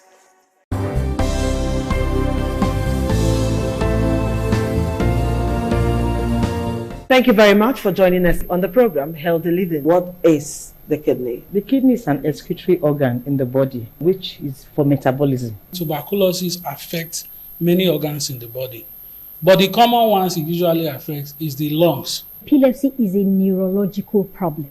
Okay. It is an injury in the brain which causes someone to begin to convulse, to go into fits. It is curable, but the cure is a long-term thing. If you eat well and avoid those risk factors that will make your immunity to be down, then the risk of contracting tuberculosis will be reduced. If you're healthy, then you're wealthy.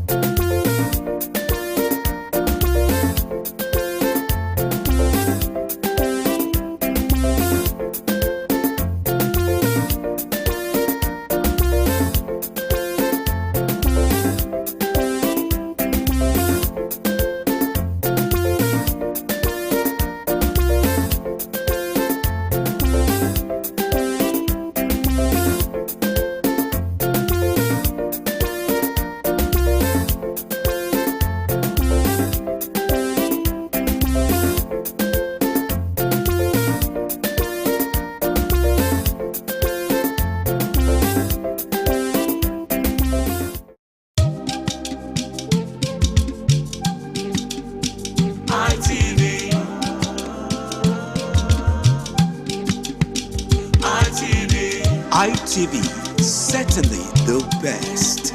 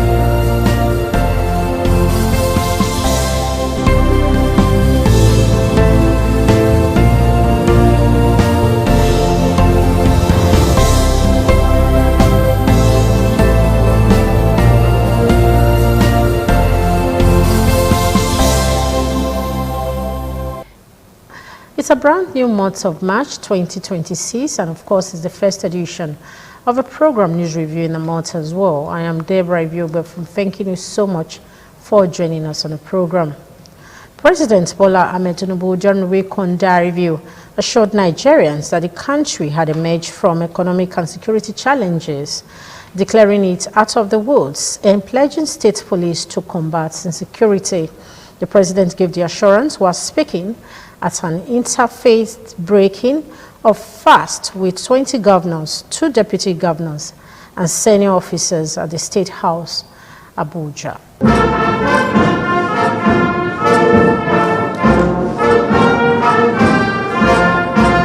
Addressing the senators at Iftar, President Bola Tinubu lauded members of the Red Chambers as partners in reforms, noting that without their collaboration, the ongoing reforms would not have been possible. He noted that the time has come for lawmakers to begin the process of embodying state policing in the Constitution to enable government at the subnational level to better secure their territories. For you to start thinking how best to amend the Constitution to incorporate the state police for us to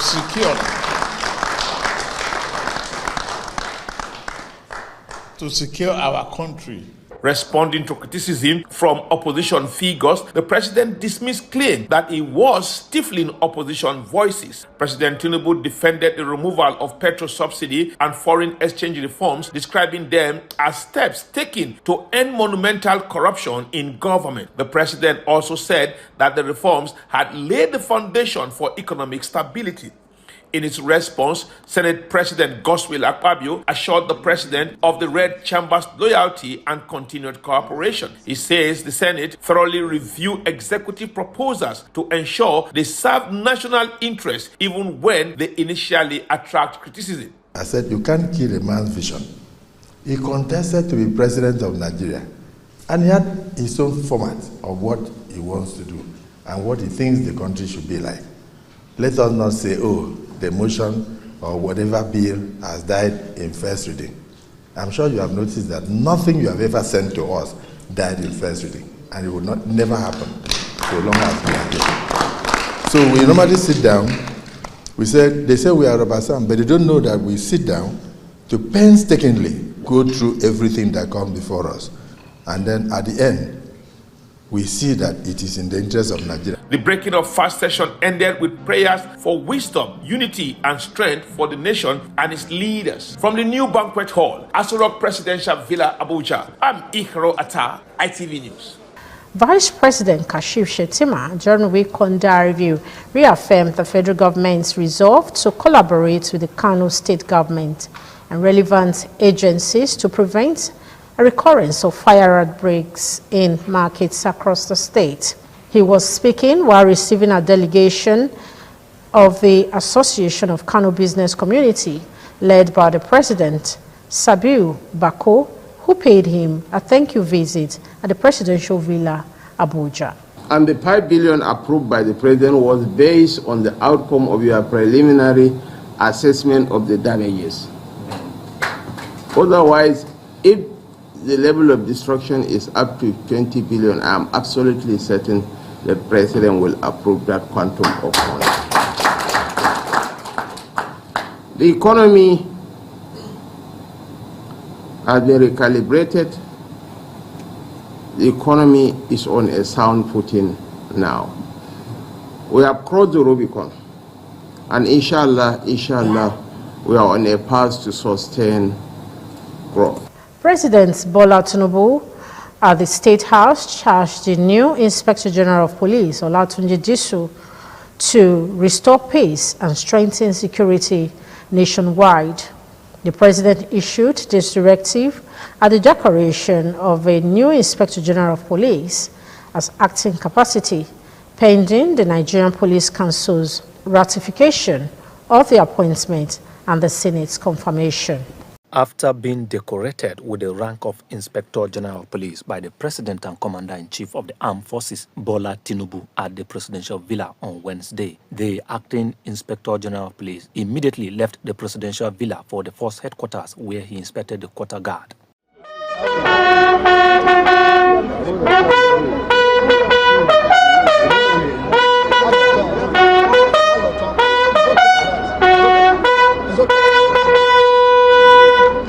IGP Disu takes over the force leadership from the former IGP Kayode Egbetokun as the 23rd acting Indigenous Inspector General of Police at a brief but colorful ceremony at the force headquarters. While exiting the force, the former IGP wished the new acting police boss success in his new assignment. As I hand over to my successor, the one chosen among the best, I do so with confidence in his competence, experience, and strategic capacity. The foundation has been reinforced, the system recalibrated, the reform trajectory clearly defined.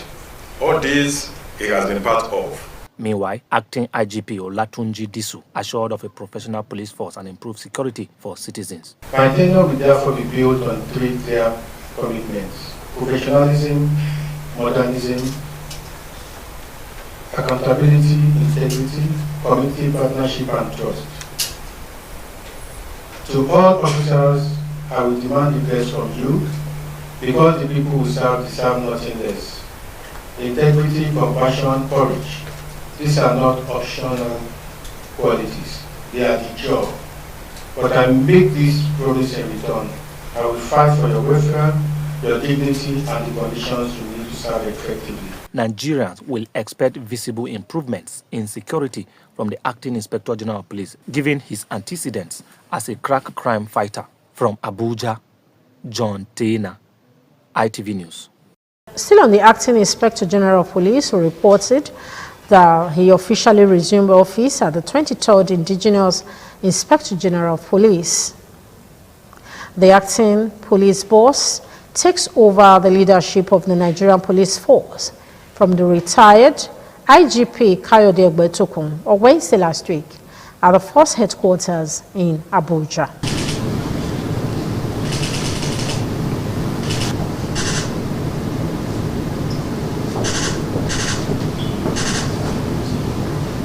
That was President Bola Tinubu decorating newly appointed Acting Inspector General of Police Tunji Disu with his new rank. Speaking, the president described Disu's appointment as coming at a critical moment, urging him to rebuild public confidence in the police capacity to do their job in collaboration with other security agencies.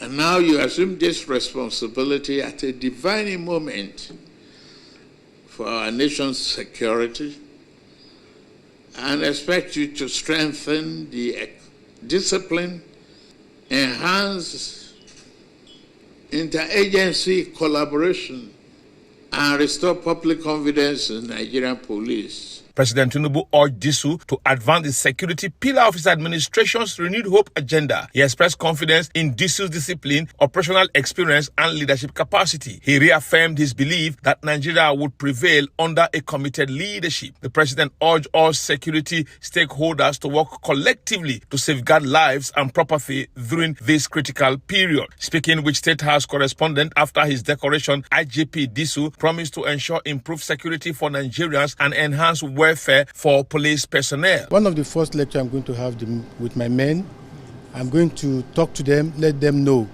that the citizen of the country are the boss. It's very, very important for them to know that no police anywhere in the world can succeed without the cooperation of members of the public. I'm going to ensure that I take their welfare into consideration, because people who are motivated are putting their best. Present at the decoration were the National Security Advisor Nuhu Ribadu, Chief of Staff to the President Femi Gbajabiamila, Governor of Delta State Sheriff Oboriwori, amongst others. From the Aso Rock Presidential Villa, Abuja, Amikaro Atta, ITV News. Nigeria's First Lady, Senator Oluremi Tinubu, urged Nigerians to embrace oneness and unity beyond ethnic differences, while advocating peace across the country. It was a historic and grand homecoming for Nigeria's First Lady, Senator Oluremi Tinubu, as she arrived at the palace of Olu of Warri, the venue of the ceremony. She was entertained by various Ishekiri cultural groups who performed in honor of her visit. The First Lady was conferred with the chieftaincy title of Otupa Orishe of Warri Kingdom, meaning bearer of light. She thanked the Olu of Warri for the honor and called on Nigerians to promote national unity and peaceful coexistence among ethnic and religious groups across the country. Look at how God will do it. They both started the fasting and Lenten period the same day. What is God telling us? Unity. Delta State Governor Sheriff Oboriori said Nigerians are blessed to have a humble and compassionate First Lady who genuinely cares for the poor and vulnerable in society.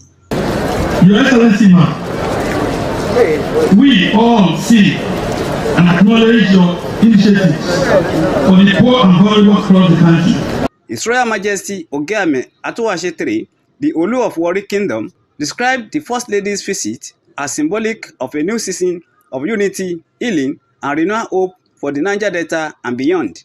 When you mentioned that you were coming with Kabiyesi on Onitsha, I saw then that this was a golden opportunity to begin a new chapter, not just in Delta State, but in the entire Niger Delta. Members of the First Lady's entourage included the Ooni of Ife, His Royal Majesty Adeyeye Ogunwusi, the Dane of Agbo Kingdom, other traditional rulers, the JTF commander, and NNS Delta commander, among others. From Warri, Gbenga Ahmed, ITV News. Former presidential candidates Peter Obi and some chieftains of the African Democratic Congress, ADC, narrowly escaped assassination attempt during a week under review in a violent attack on Tuesday last week at the residence of the former Edo State Governor and ADC national leader John Odige Oyegun in Benin City. The incident occurred during a crucial meeting of ADC leaders while Mr. Obi was in a state to officially receive the former Labour Party governorship candidate for the 2024 Edo State election, Olumide Akpata, along with other supporters, into the party.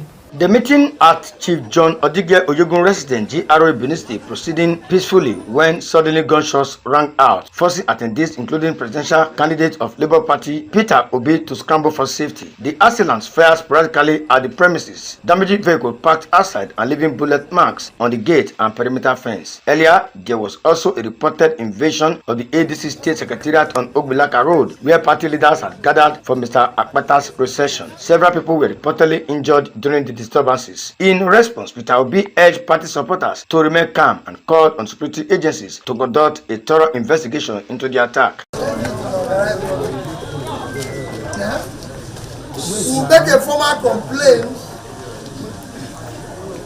and I assure you this cannot be true at all. We have a country.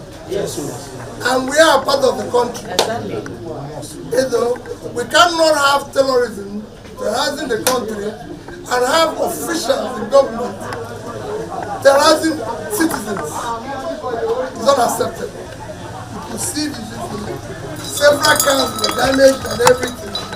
Similarly, the residence of one Mr. Patrick Omoyegi Yamu, chairman Woten Oedo ADC at number 35 Mobile Road, was also invaded, where his properties were destroyed. The same thugs rush into my building, rush into it, and start beating everybody.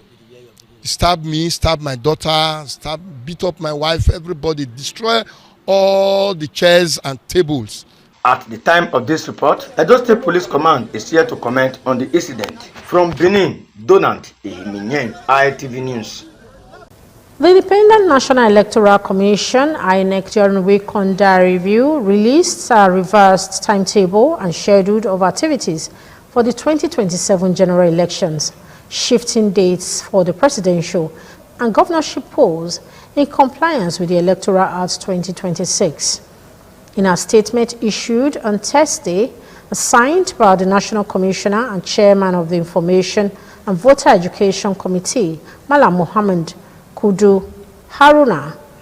The Commission said the adjustment followed the repeal of the Electoral Act 2022 and the introduction of new statutory timelines. According to the revised timetable, the presidential and National Assembly elections will now be held on Saturday, January 16, 2027, while the governorship election and state houses of assembly elections are scheduled for Saturday, February 6, 2027. The Commission had earlier fixed Saturday, 20th February 2027 for the presidential and National Assembly elections and Saturday, March 6, 2027 for the governorship and state houses of assembly elections. Haruna noted that the change is coming on the heels of the repeal of the Electoral Act 2022 and the enactment of the Electoral Act 2026 to ensure full compliance with the new legal framework. And back home in Edo State, we told you during week on the review that residents of Auchi in Isako West local government area are counting their losses after a devastating rainstorm struck the community on Tuesday night. The heavy windstorm tore off rooftops, destroyed market stores, and left several families homeless. The violent wind, which comes without warning, uprooted trees and caused widespread damages to churches, homes, and businesses across Jetu, Auchi, and other parts of Isako West local government area. Many households have been thrown into distress as properties were destroyed and livelihoods disrupted. Eyewitnesses described scenes of panic as residents struggled to salvage their belongings amidst the raining storm. Everything went down, and it's quite unfortunate. Although we have so many victims in Edo North here, as they are also victims of the circumstances. We have never seen such a kind in Auchi. To the extent they carried the whole roof, the whole structure of this church, divided into three, hung some part of it on a tree. The third part carried to the other compound. Damage everything. The disaster comes at a particular difficult time as it occurred during the fasting season, compounding their hardship faced by vulnerable families. Many of the victims are now grappling with damaged homes, limited food supply, and an uncertain path to recover while striving to maintain their spiritual obligations. Some of the victims are appealing for urgent intervention from Edo State government and humanitarian assistance to support affected residents, rebuild damaged homes, and restore hope to the community. This is the situation. I meet my house, pull everything, remove all the roof. So I'm appealing to the well-meaning Nigeria, the local government, the state government, the federal government to assist me on what happened to me. But I believe the government can do it for me. From Auchi, Anthony Igbano, ITV News. And now moving on. The Federal Airport Authority of Nigeria says it has reopened the airspace at Murtala Muhammed International Airport Terminal 1, Lagos, after the fire outbreak at the airport. Commenting on the development, the Managing Director of the agency, Mrs. Olubumi Kuku, confirmed to journalists that there were no fatalities during the incident. Tragedy during week Kondari struck in Idoa community in Esan West local government area of Edo State as gunmen suspected to be kidnappers invaded the residence of Chief Jimmy Jacob Ogboy. He was shot dead, his wife was injured, and two of his children were adopted. It was on Monday night when gunmen suspected to be kidnappers attacked the home of Chief Jima Jacob Ogboy, a palace chief of Idoa Kingdom. The attackers reportedly shot him dead on the spot, injured his wife, and abducted his two daughters. Like I was buying something and I just received a call twice. So my sister just called me. They have shot that deal. The next day I just come home and saw my father lying down with a gunshot on the mouth. Like just everything just scattered. Like I was so surprised. What is going on? What is going on? And I discovered that my mother they will use cutlass to injure my mother this side, forehead, both here, and hit my mother badly, even with breast. Even the teeth, they used gun and hit my mother, and it's very painful thing.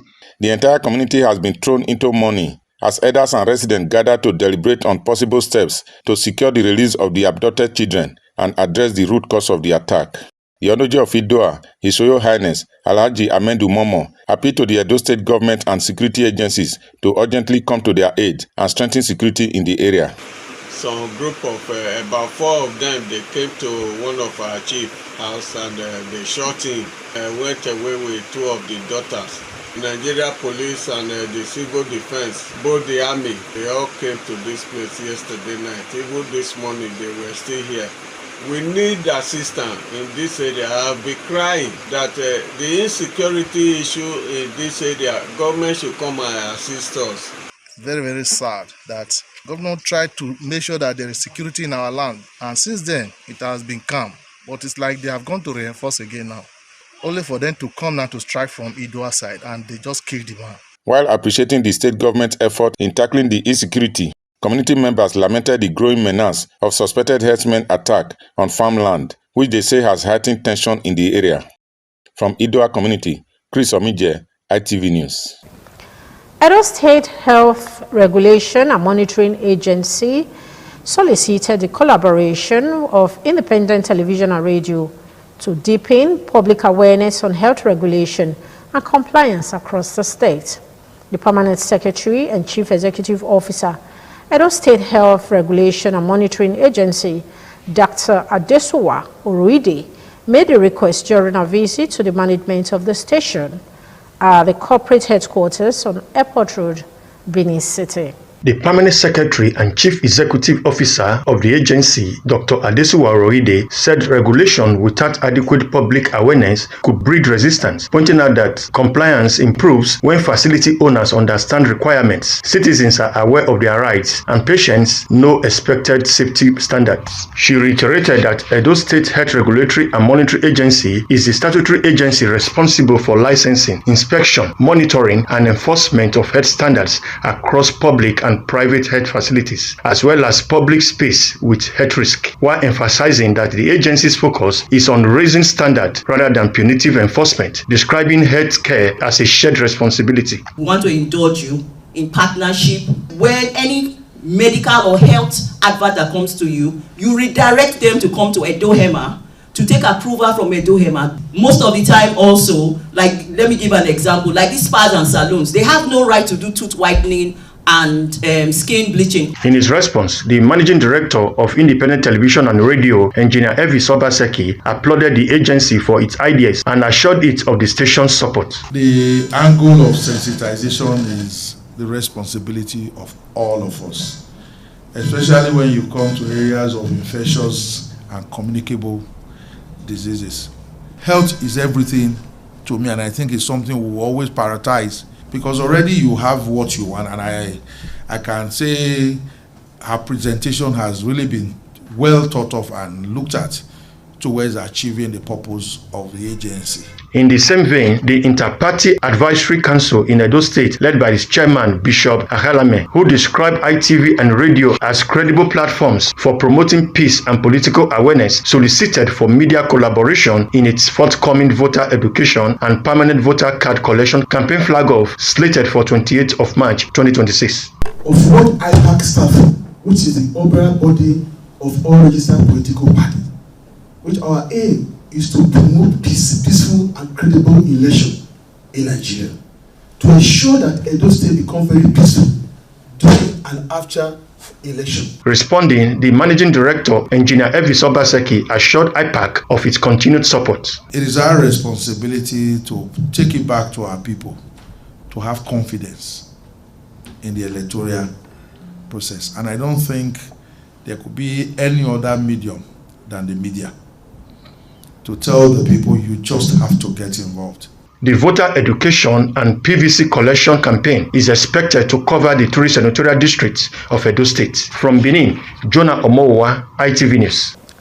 In the same vein, the Managing Director of Independent Television and Radio, Engineer Elvis Obaseki, was commended for his sterling leadership qualities and knack for broadcast excellence.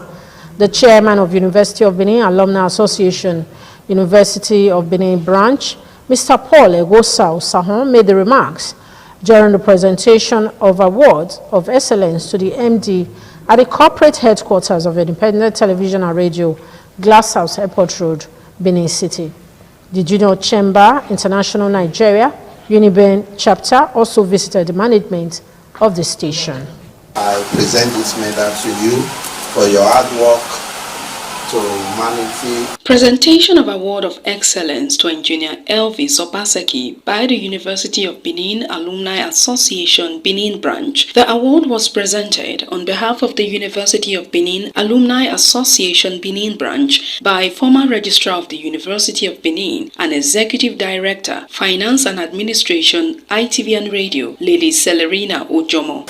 In recognition of your contributions to the growth and development of the University of Benin. Congratulations. Chairman of the award committee, Mr. Nusa Umoimo, said the association annually honors individuals who have distinguished themselves through hard work and meaningful contributions to society and the university. He noted that Engineer Elvis Obaseki was found worthy of the recognition. Our MD here, Dr.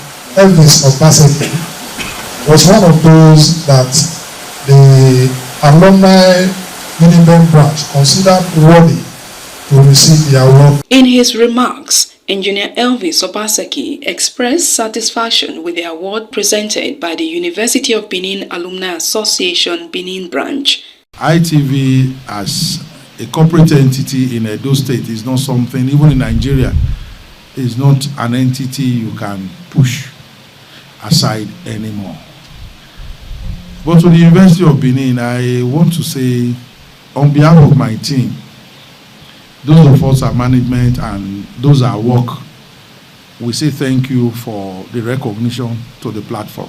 In a related development, a delegation from Junior Chamber International Nigeria UNIBEN chapter, led by its president Emmanuel Ige, also visited the management of Independent Television and Radio to present their laudable plans to develop the youth.